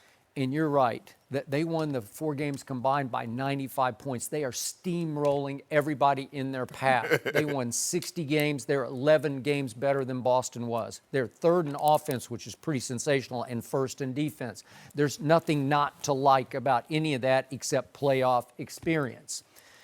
So Kyrie has played in 56 playoff games. That's a lot of games. And for the record, Gordon Hayward, for what it's worth, has played in 19. And what I saw against Indiana was, you're right, they actually played 4 pretty close games against Indiana. They only won by plus 30 over those 4 games. And if Oladipo had been there, it might have been might have been 7 games. Yes. Because they were without a closer, obviously. But I really liked what happened for Boston in Game 4. Because for once, Kyrie was not called upon to close. All of a sudden, out of nowhere, Marcus Morris took off. And then, out of really nowhere, Gordon Hayward really took off going back home to Indiana. Yep. He had 20 points, made 7 of 9 shots, 3 of 3 from 3, and made all of his 3 free throws for 20 points. That was huge for this team. And what I saw, because Indiana is tough. They're very well coached, and they will fight you to the death. And they did. And I thought it was great for Boston to draw a team that's very dangerous, they're a good sparring partner to set you up for the next round, but they just don't have a closer. So it's going to be close, close, close, and then we got this. So they swept them. But I felt like for the first time all year, the Celtics came together. It just felt that way to me. It felt like they made peace with Kyrie, and he made some peace with them. And you talked about their chemistry. It looked like a chemical reaction to me that the team solidified. And they're going to miss Marcus Smart, but at least the rotation sort of clarified. And Malcolm Brogdon, I don't know what he tore his plantar fascia, and they say he might be available for this round, but it's iffy. So it's sort of a trade-off. No Marcus Smart, no Malcolm Brogdon, because again, Malcolm Brogdon's better than Marcus Smart, but they can both defend at a high level. Yeah, he's the only 50-40-30 guy. I mean, 50-40-90 guy in the NBA. Brogdon was this year, and if he comes back, Skip, he's at the start of 5 weeks. They said 6 to 8. So what? Maybe games 5 through 7 if need be. But I think they would err on the side of caution and probably bring him back in the Eastern Conference Finals if they were to get there. So the Celtics last year, somehow, some way, they got to Game 7 of the conference finals. So all those kids know what it felt like to advance through the playoffs. And again, Greek Freak he's just emerging. He made a play last night. I don't know if we've shown it already. Oh, the one he hung up in there? I don't even know how he did it. Like he was about to get blocked by Drummond. And then he reset in midair, hung. And went left. Came up under and made the shot. I don't know how he did it. Cool. It's for a man that long and that tall to be able to do that in midair. It's just hard, man. So he's it. He is all you say, and he will defend to the highest level. But there's something, as you well know, having covered the league as long as you have, for something to be said for playoff experience. And Boston has tons of it. And Giannis just won, if you go back to 2015, he lost the Bulls in 6, then he missed the playoffs, then he lost the Raptors in 6, and last year he did lose to these Celtics in 7 games. But they had home court, so it was Game 7 at Boston.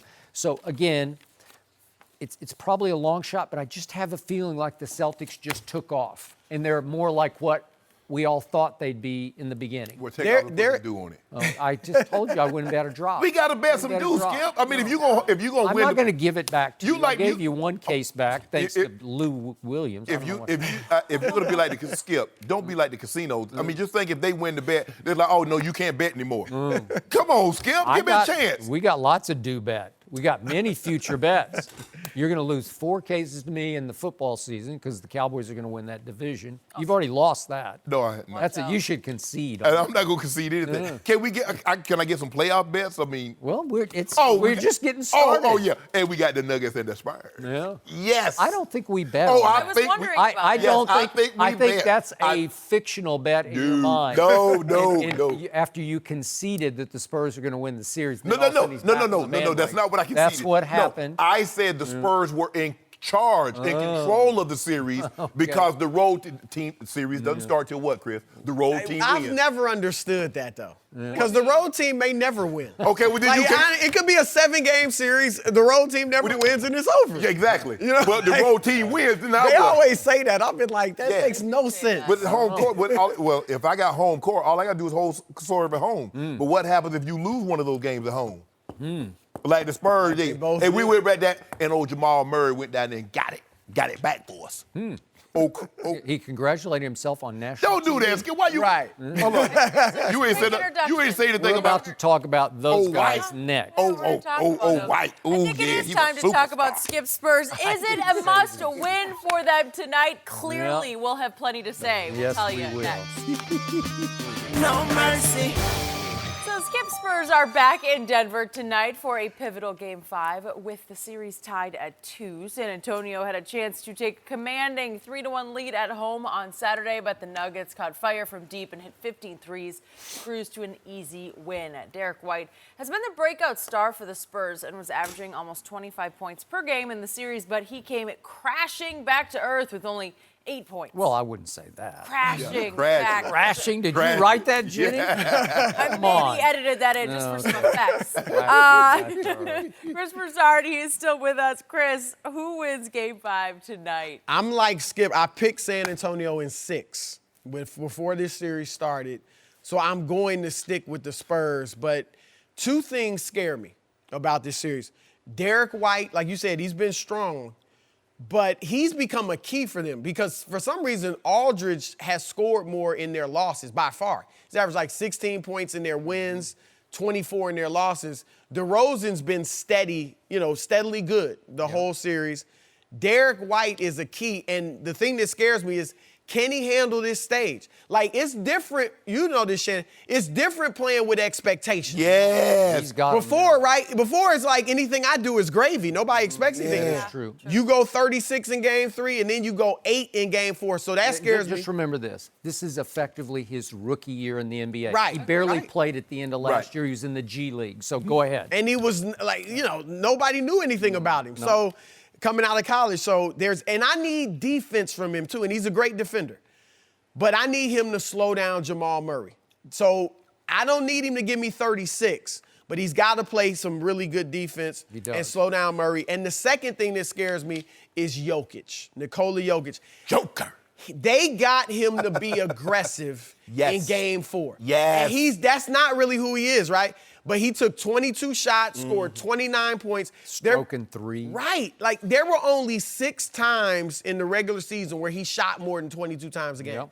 If he comes out looking to score before looking to pass like he usually does, that's scary to me as well. So I say it with hesitation. I'm going to stick with the Spurs because of my pick, but I'd feel a lot better if they had gone up 3-1. I ain't hesitating. I'm not hesitating. Yeah, you were I for got a long the time. Yeah. I got the Nuggets. Yeah, boy. You've jumped on that bandwagon again. But Jamal Murray is the key. I mean, you look at the 2 wins, he's averaging 24 points a game in the 2 wins. The 2 losses, he's 11.5.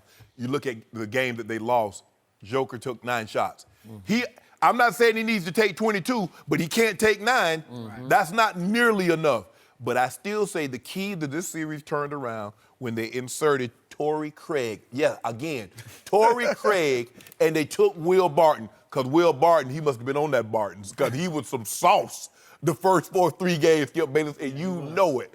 But now they got him in there. We rolling back with Law. We got the boys rolling. Yeah. I'm going to get me some dew at the end of this 7-game series. We didn't bet any dew. Pull the tape. You can go buy some if you want to. Go buy a 2-liter bottle. No. Joker's 20, 12, and 9. But he needs to be somewhere around 15, 20 shots. I'm not saying he needs to be, but he got to get 15 to 20 shots. I like it. I like my pick tonight. Yeah. You want a case of put it I thought you amended your pick to Spurs in 7. No.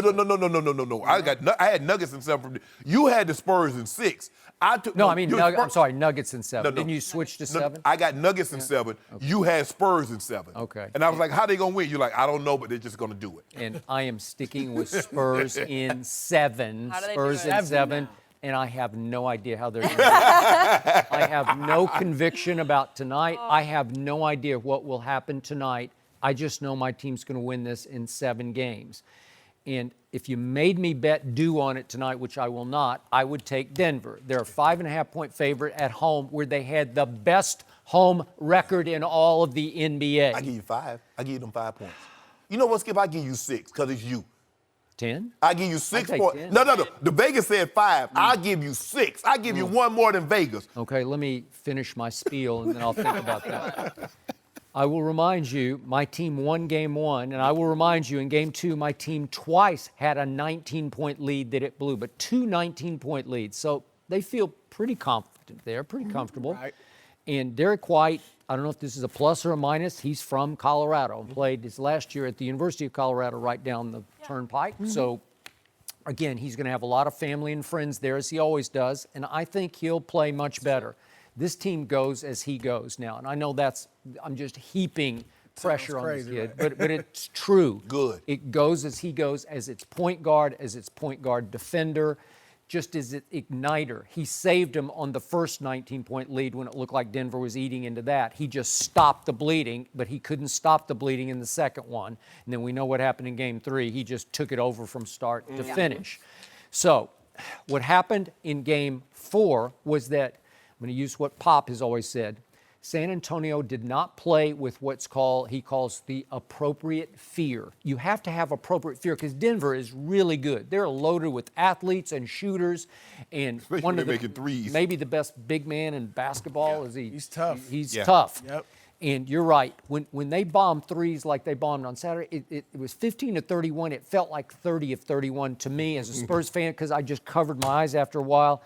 That they made everything they looked at, and they're not a great three-point shooting team in the regular season. They finished 17th, and in makes they were 18th. So it's not like they were shooting the lights out all year. Right. They shot the lights out in game 4. Right. As the great George Gervin, the Iceman, once said once upon a time, sometimes it be that way. And sometimes it just is. You know, you can't explain. It just, that's what happened. Right. And it's life. Sometimes things happen in life. We just say, next. Right. I don't know. I don't know. It just happened. Now let's go to the next game.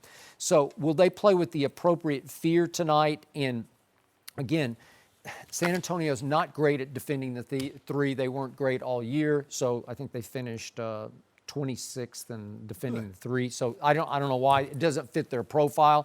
They're great at shooting threes, Right. high Percentage. high They don't percentage. shoot a lot, but they don't defend it well. So they're going to have to defend it. I just have this crazy feeling they're going to win it in 7 games, which would mean they would win Game 7 in Denver, where the pressure would shift back to the home team to hold home court. I'm with you on that. Like, I don't think this is a must-win for the Spurs. I think they could lose tonight.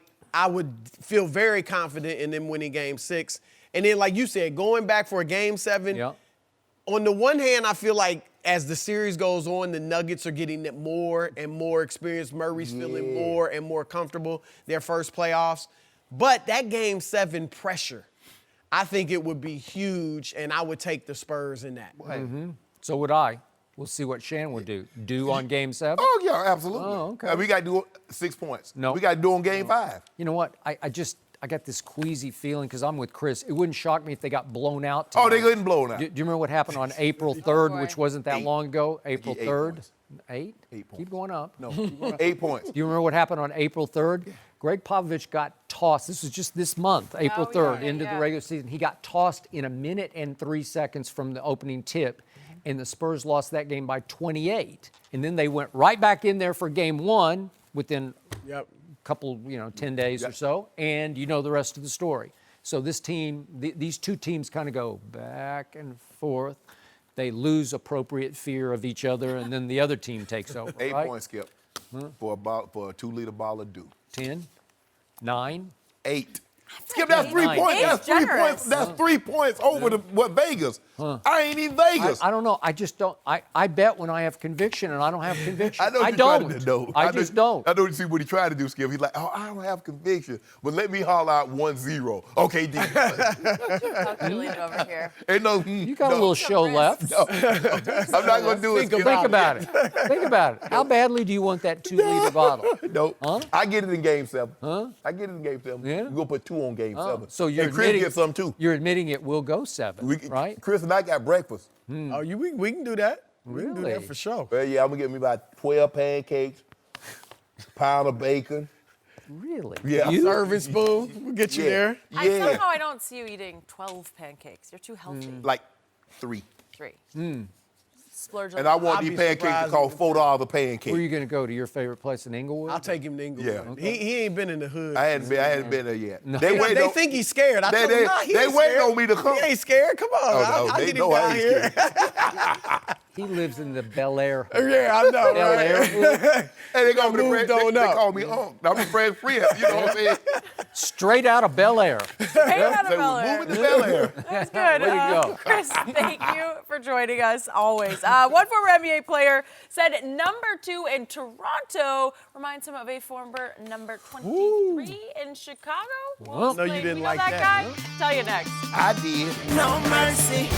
Kawhi Leonard and the Raptors can move on to the second round with a win tonight. And yesterday, former NBA player Kendrick Perkins came out with the strongest praise imaginable for Kawhi. Perk told ESPN, "This may sound crazy, but Kawhi Leonard reminds me of Michael Jordan. I'm not comparing him to Mike, but if you watch the way he plays, his style, the way he plays the game on both ends, he has a game that mimics Michael Jordan's. It's not all the way fancy. He's got nice turnarounds, big hands, palms the ball, and on the defensive end, he's probably the best in the game." So, Shannon, is there any truth to this?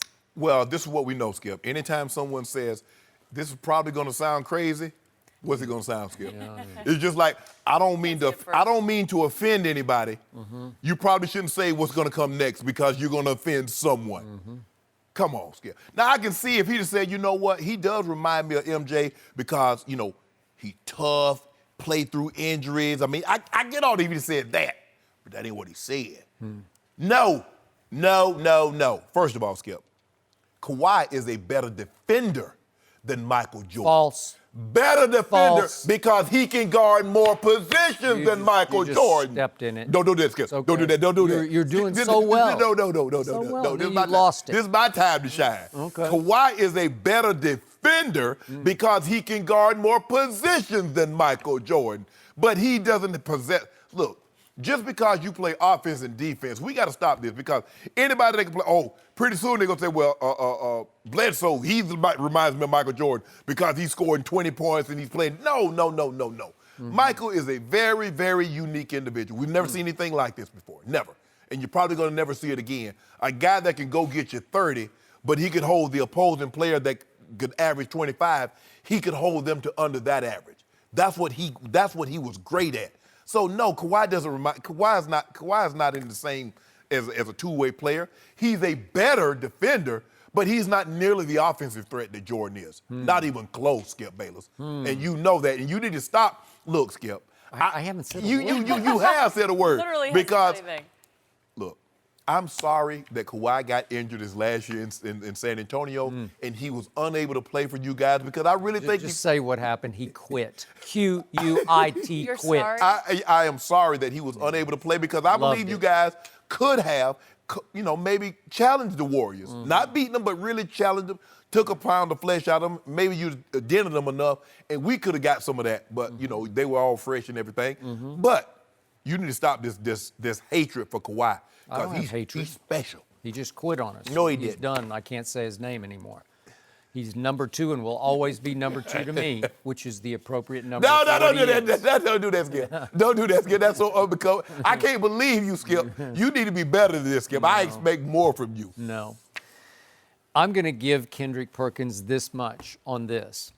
It shocked me after I thought about it that he does have 1 point. If we're just talking about style, just eye test, if you compare the movements of one player to the other player, he said his game imitates Michael Jordan's. It does, actually. I give you that. I'm talking about athletic movement on the basketball court. Palming the ball with one hand and sticking it out there is not all MJ did. He obviously has huge hands, as did MJ. And he obviously can get into the lane and shoot sort of turnaround, fadeaway jumpers, which became Michael's staple, especially later in his career. Can he explode to the basket the way Mike could? No, he cannot. But there is some imitation of the movement of the game on both ends. Because, listen, I saw Jordan terrorize people on defense as much with his mind as his body. Yes. But his body is like number twos, or I should say number twos is like Jordan's, because remember, you say number two can defend every position. No, Well, 1 through 4. Huh? 1 through 4 Okay. legit. Well, he's all of 6'7" versus Michael's 6'6". Yeah. So he towers over Michael. No, he doesn't doesn't do that. No. Michael do on the basket. He could guard the bigs. No. He could guard whoever he Stop, felt don't do like that, guarding. Skip. Stop doing And that. He Stop would doing that. terrorize No. them with his head. No, because I saw what he did. I saw what Magic Johnson did to it. Oh, really? Triple double. I didn't see In that. game 1 of the 91 finals. In game 1 of the 91 finals, and then they flipped it in Scottie Pippen. So stop doing that, Skip Bayless. Now, Kawhi, when LeBron James was in year 3 to like year 12, when LeBron James was sitting in that chair on the reg, and he could guard 1 through 5. Who's LeBron James? Don't do that, Skip. See, Well, what?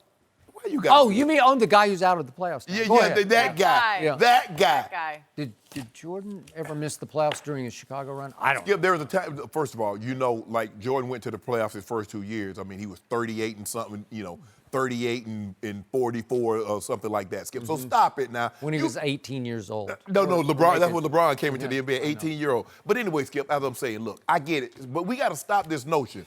Yes, Kawhi can average 25. Yes, he plays defense, but he palms the ball, big hands. But no, nothing.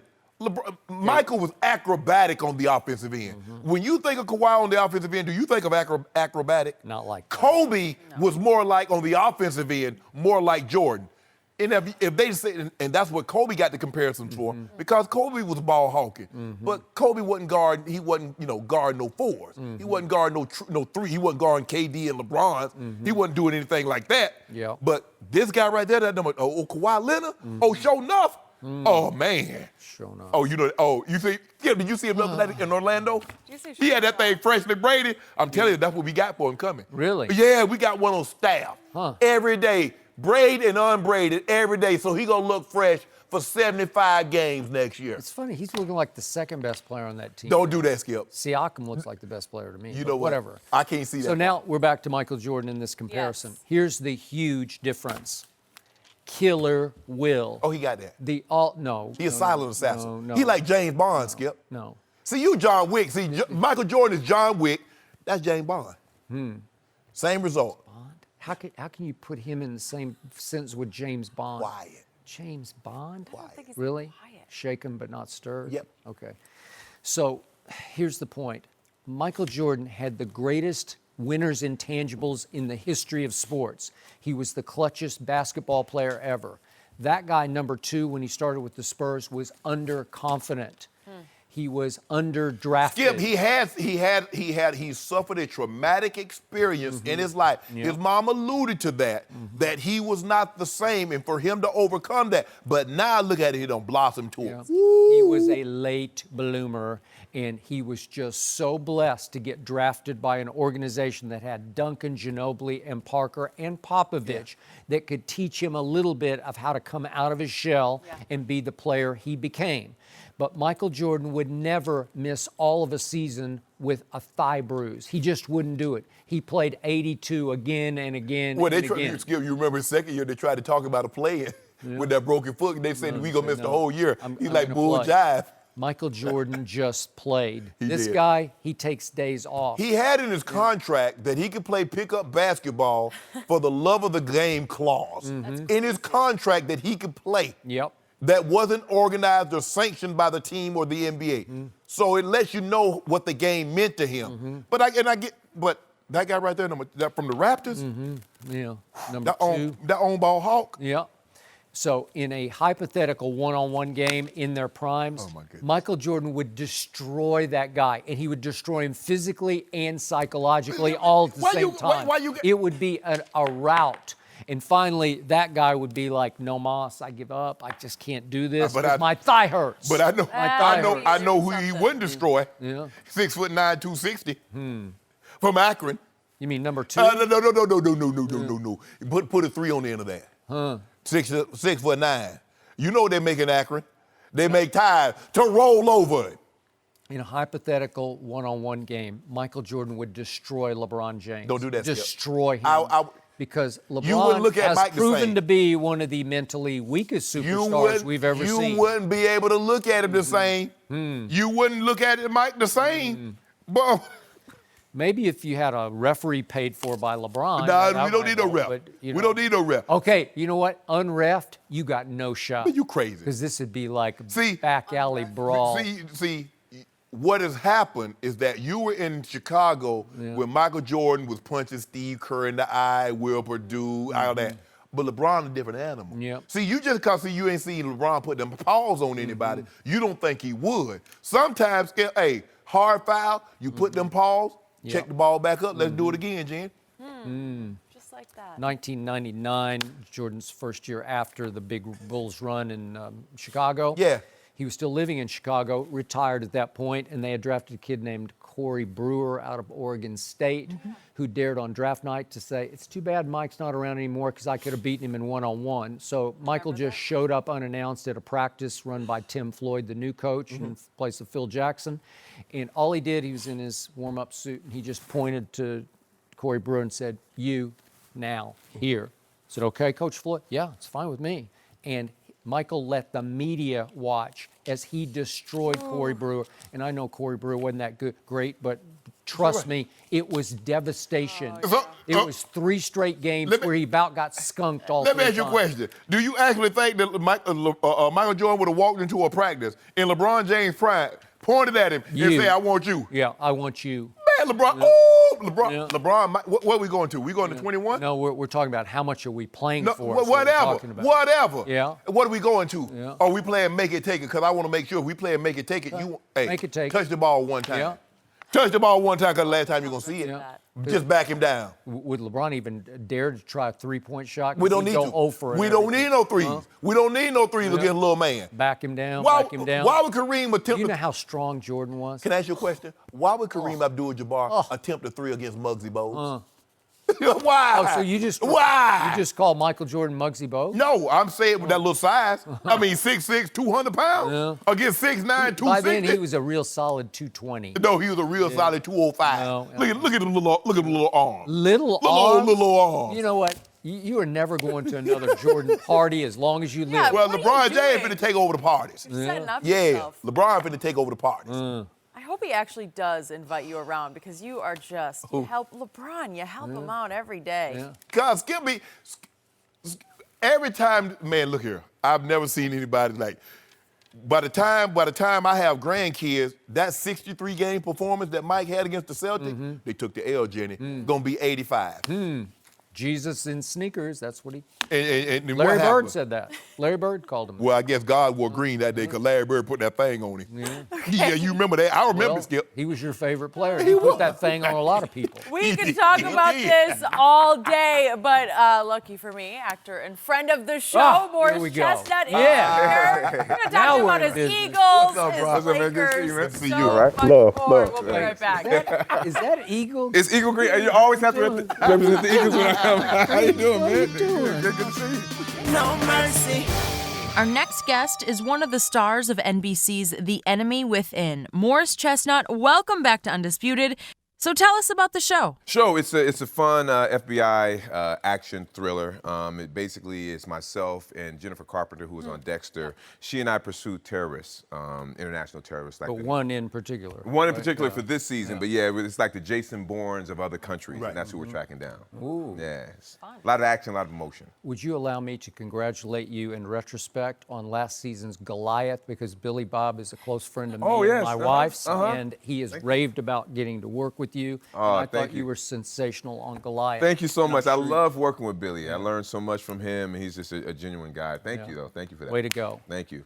On to sports. You are Yes. wearing, in honor of your Philadelphia Eagles, Eagles green. Oh, is it green? I didn't know. It's emerald green. Emerald. Green. And That's yeah. I'm have going to to give you represent. that, but that's all I'm going to give you, because Okay. after that, we have gone back and forth, and now your former quarterback, Donovan McNabb, has put into perspective all of my concerns about your current quarterback. I heard Have you that. followed all that? I have, and I heard you yesterday because you were saying yesterday, why isn't Donovan saying that about Nick Foles? And in my opinion, I think he's not saying that about Nick Foles because Nick Foles doesn't challenge his legacy.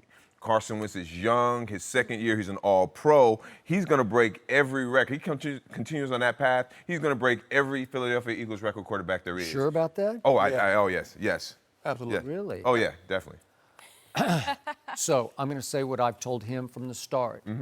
I don't love Carson Wentz, especially for the long haul, and he lost twice to my Cowboys last year, and he was really shaky in both games. We show all this B-roll video of all the fumbles and interceptions. He won to my rookie linebacker. I think it's interesting you say shaky in both games. When the second game he played in Dallas, he had 3 interceptions and no touchdown. I mean, 3 touchdowns and no interceptions. And we only ran the ball for like 30-something yards, and we still went to overtime. Right. Against your team, and you say that Dak had this heroic fourth quarter in overtime. It was unbelievable. He was playing against a decimated secondary. 243 yards. The secondary was decimated. He says that Dak can't throw. How can you throw for 243 and 3 touchdowns in the fourth quarter and overtime? How do you do that? Well, if the guys you calling that were working at UPS just the week before, that helps. Carson Wentz, Skip, Carson Wentz was hurt all year long. He was. He coming off an ACL, LCL. Came back early. Came back early. And then he compensating, hurt his back. But that's okay. He's going to have ample time. He took the last 3 or 4 weeks of the regular season. He's taking his time to come back. Watch this year. I'm going to win lots to do off this man. But it's like watching a mother enable her kids. Because when the Cowboys win, Dak and everybody. Now, I like Dak. I think Dak's a good quarterback. He's not Carson, but I think he's a good quarterback. Yeah, not Carson. He's not Carson. Better than Carson. But when the Cowboys win, it's, Dak this, everybody that. But when the Cowboys lose, it's, the guy in the concession stand was wearing red you see what I said? Everybody knows this. It's always somebody else. You see every what? Single time. Thank you, Mo. I just want to know why that is. Well, when did they lose? When did they lose? Yeah. I recall. When did they lose? All the time. So Dak Prescott's been the quarterback for 3 years, and they've won the division twice. By default. And only because Zeke got suspended for 6 games and that cloud hung over that team. That's the only way your guys broke through to win the Super Bowl. That was the only way we broke through, so we only beat the Cowboys to go to the Super Bowl and win? Well, it took Nick Foles, the magic man, to put you over the top. Now, look, I like Nick Foles. I do. But that's another thing that Nick Foles has never played a full season. Never. So we don't know what he's going to do for a full season. Yes, it was great. He won a Super Bowl. But, he's done more than Dak has done in the playoffs. But wait, 1 year under Chip Kelly, he had 27 touchdown passes to 2 interceptions. And then what Nick happened? Foles. And then what happened the following year? Did they keep him? No, but he wound up with Jeff Fisher. Well, he came in for Mike Vick on that one. Mike started the season. And Mike He's never played. Now, I like Nick Foles. Don't get me wrong. I like Nick Foles a lot. He brought a Super Bowl to the Eagles. But people forget, the end of that season that he won the Super Bowl, they were talking about starting Studfield that first playoff game over Nick because he hadn't been performing that well. But he had 2 great games, and then even last year, the first game against, I think we played Atlanta, he didn't play that well. No, he didn't. So, there's ups and downs of the season, but I think Carson Wentz is definitely the quarterback of the future. I feel sorry for Carson Wentz because all those Eagle fans, and you know them really well, are they not quick, maybe the quickest to boo of any fan in the country? Yeah. And they're going to look down on... When you're losing. Yeah, they're going to look down on poor Carson Wentz and say, Nick Foles was the Super Bowl MVP, so his bar is set way up here.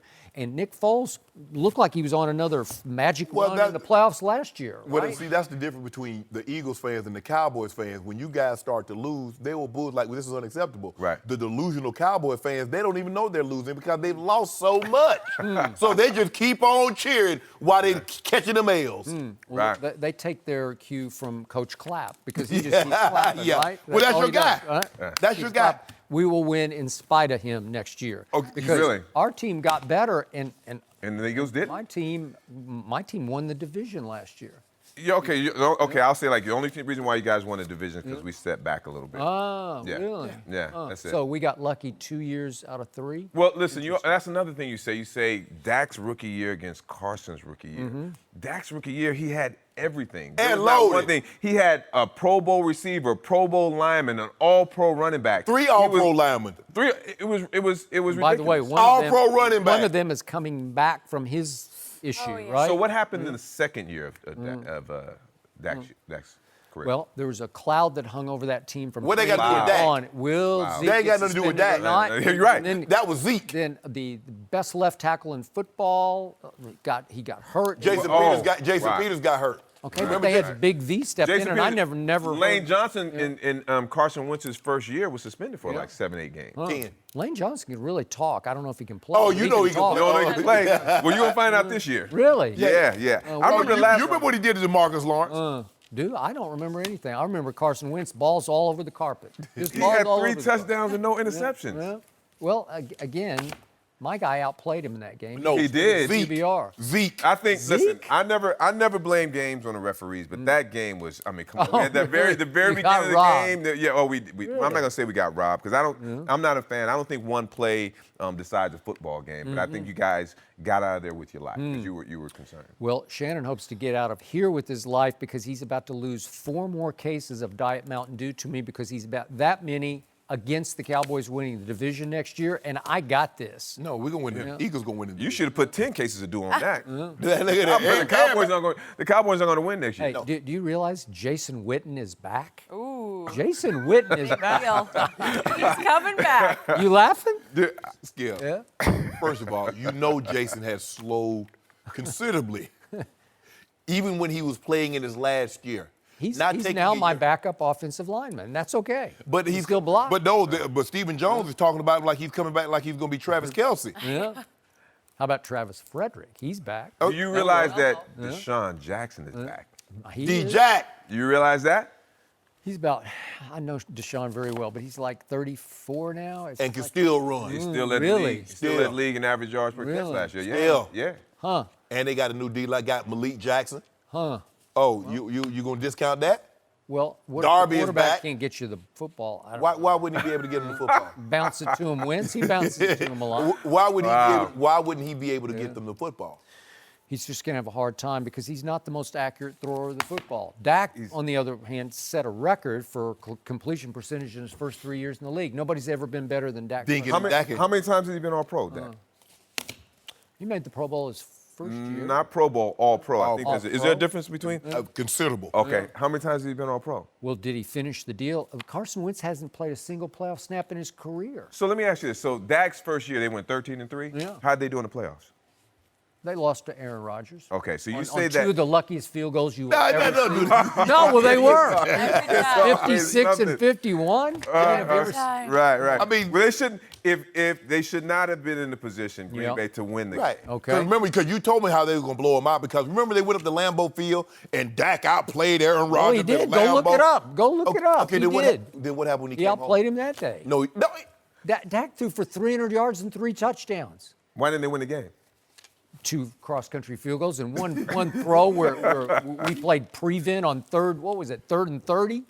third 25. But who? But Okay. come on, get a man. All right, so who cares about that? But we do care about the Los Angeles Lakers. Yes. You are also a fan of your Lakers because Definitely. you live here in Los Angeles. Right. So your thoughts on LeBron's first go-round with the Lakers? LeBron's first go around, obviously it didn't turn out the way everybody hoped it Yeah. would, but I think next year we're gonna definitely compete for a title. Do you? Yes. By adding?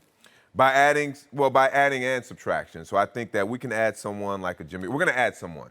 But we're also, I think KD's going to leave Golden State. But Brandon Ingram, Lonzo Ball, they're gonna be better players next year. Really? So you expect Lonzo to be a Laker next year? I hope he is a Laker. Yeah, but I do I too. definitely think Brandon Ingram. See, that's another thing about the Lakers. See, all the Laker fans and the Lakers haters, they want to get the young players in and say, yo, they have to win right now. If you put Brandon Ingram's numbers, his first 2 years, against Giannis's numbers his first 2 years, and Paul George's numbers his first 2 years, Brandon Ingram has better numbers. And he did improve from year 1 to year 2 and to year 3. But he wasn't playing in Milwaukee. He wasn't playing in Indiana. He was playing in L.A., and it's I'm with much you. tougher to play in L.A. than Absolutely. anywhere else. Okay. So I think Brandon Ingram is going to definitely improve next year. Okay, so you're not setting your sights on KD or that No. guy up in Toronto. You're saying Jimmy Butler or some sort I of- don't. I personally think that we don't. I mean, yeah, it would be nice to get a Kawhi, that guy number 2. It'd be nice, to get someone like that. But I don't think we need it because I think that if KD leaves Golden State, they're not going to have the edge to play that hard. The margin of I error agree. shrinks dramatically. They're not going to have that edge to go 5, 6 times in a row. And we still got a chance to get AD. We're not out of that running yet. Yeah, but that's going to cost you Ingram and Lonzo and more. That's a small price to pay. Well, you know. Is it? Yeah, I yeah. think this And man differs. He's like, no, he was glad to give up Ingram and Lonzo for Anthony Davis. He doesn't sound like that to me. Listen, I think Anthony Davis is an incredible player, but I just don't want. I think Lonzo and Ingram.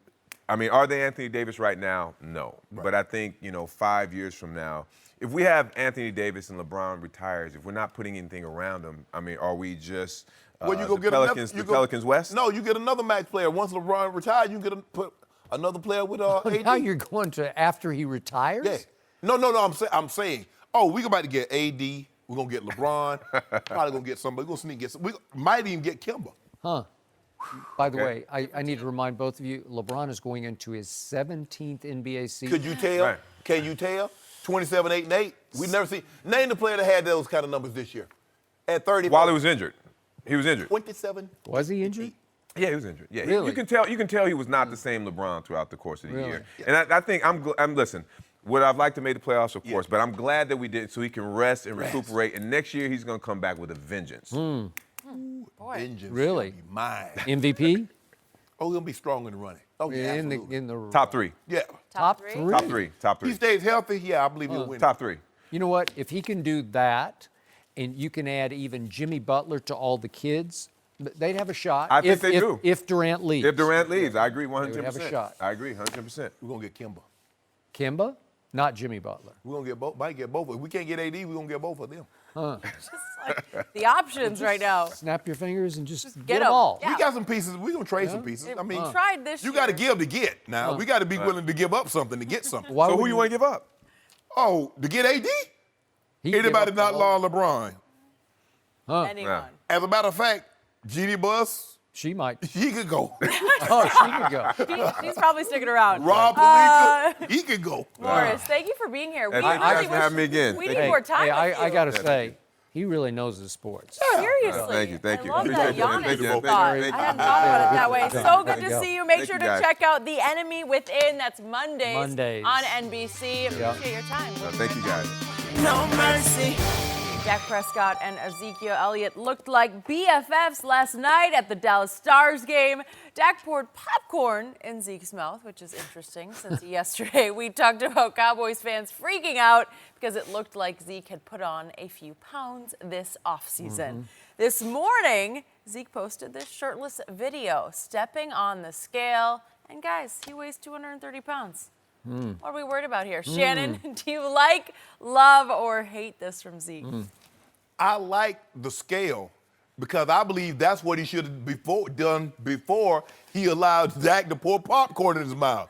Skip, I get it. We just having a little fun, but sometimes I think we take these jokes and comedy a little bit too far. Ain't about to have no man pouring, if her name ain't Quita or Christy, you ain't putting nothing in my mouth. I'm sorry. Really? Yeah, yeah. They can feed me some strawberries or some cookies or something, but nah. No? No? You thought it was a bad look? Yeah, it's a real bad look. You thought it was a bad look too? I thought it was a funny look because they were clowning us. Yeah. They were saying, okay, watch this. I'm all for a joke, Skip, Okay? to a certain extent. I thought it was a pretty clever joke. And Jenny just mentioned BFFs. You know what? They are authentically, genuinely close. Yes. Cool. And it's going to serve them well going forward on and off the field because they both have contracts coming up, and maybe one BFF is going to say, I'm okay if you get yours We're not that first." close. Yeah? We're not that I think close. they are. I think they're that close. I want to know who your closest friend is. And I want to know if you're going to allow him to put some chicken breast in your mouth.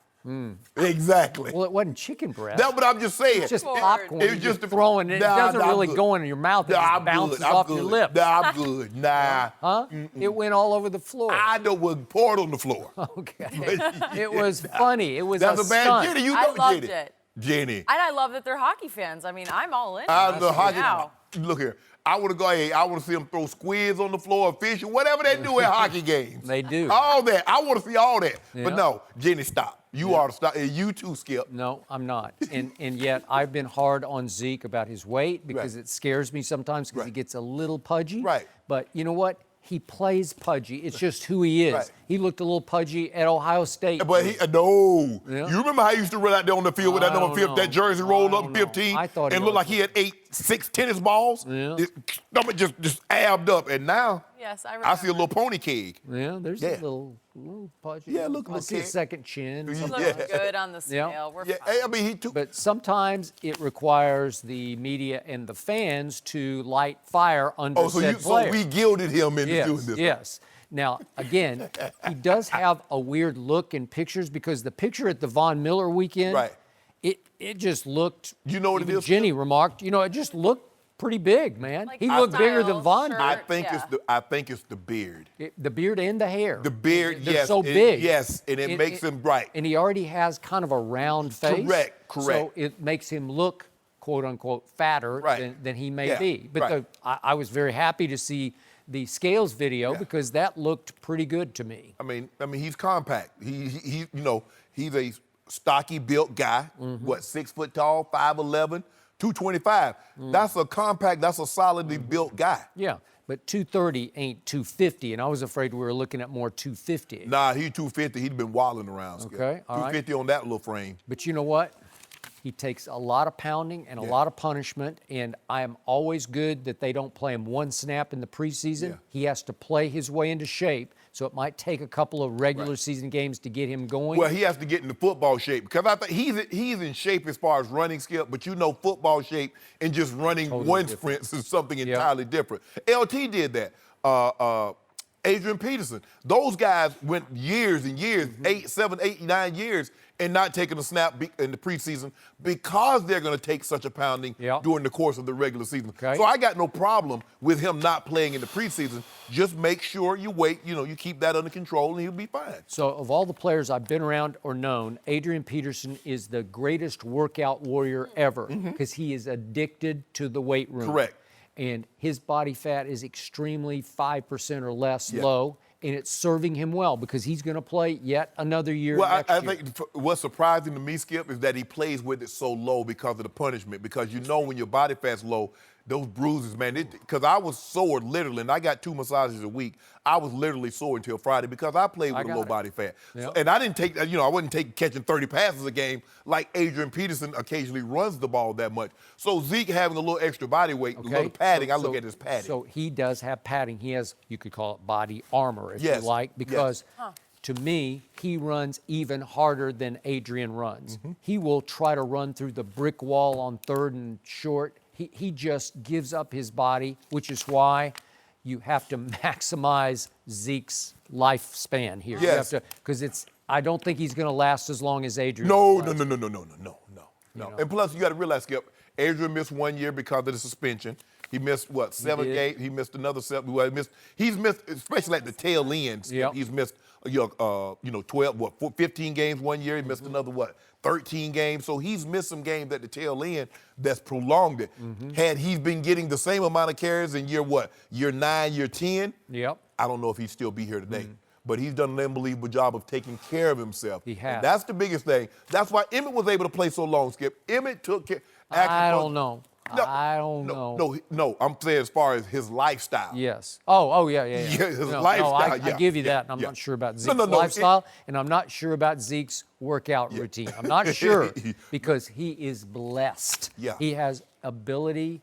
He's got ability even beyond Emmett and Adrian. Just rare.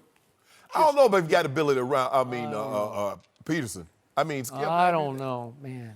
Zeke is so slippery, elusive, and explosive. No, he ain't as slippery as Emmett because ain't nobody getting no shot I on know, Emmett. but that was ain't nobody getting no shot on Emmett. couldn't Skip. find him. You just couldn't find him.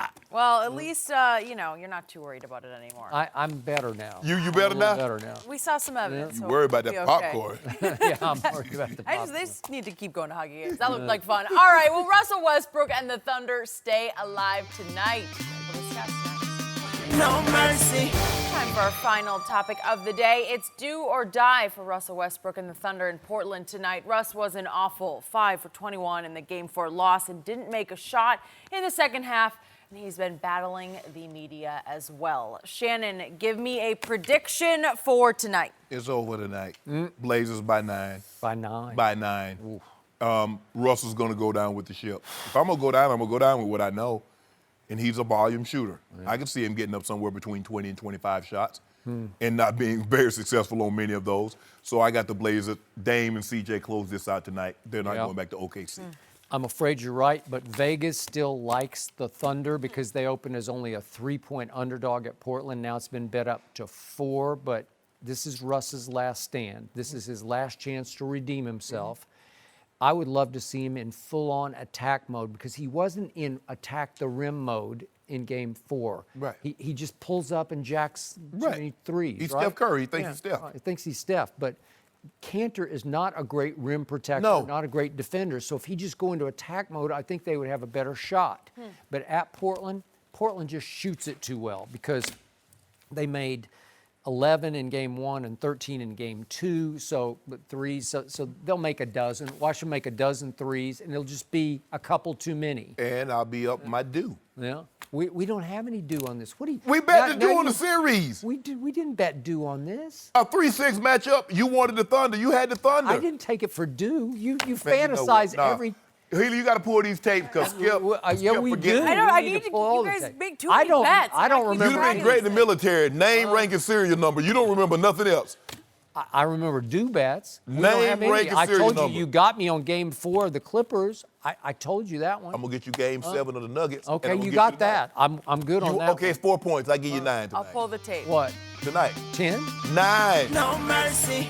Thanks for listening to the Undisputed Podcast. I'm Jenny Taft. Join us again at the same time tomorrow morning, 9:30 Eastern. We'll see you then. Fox Sports 1 of 1.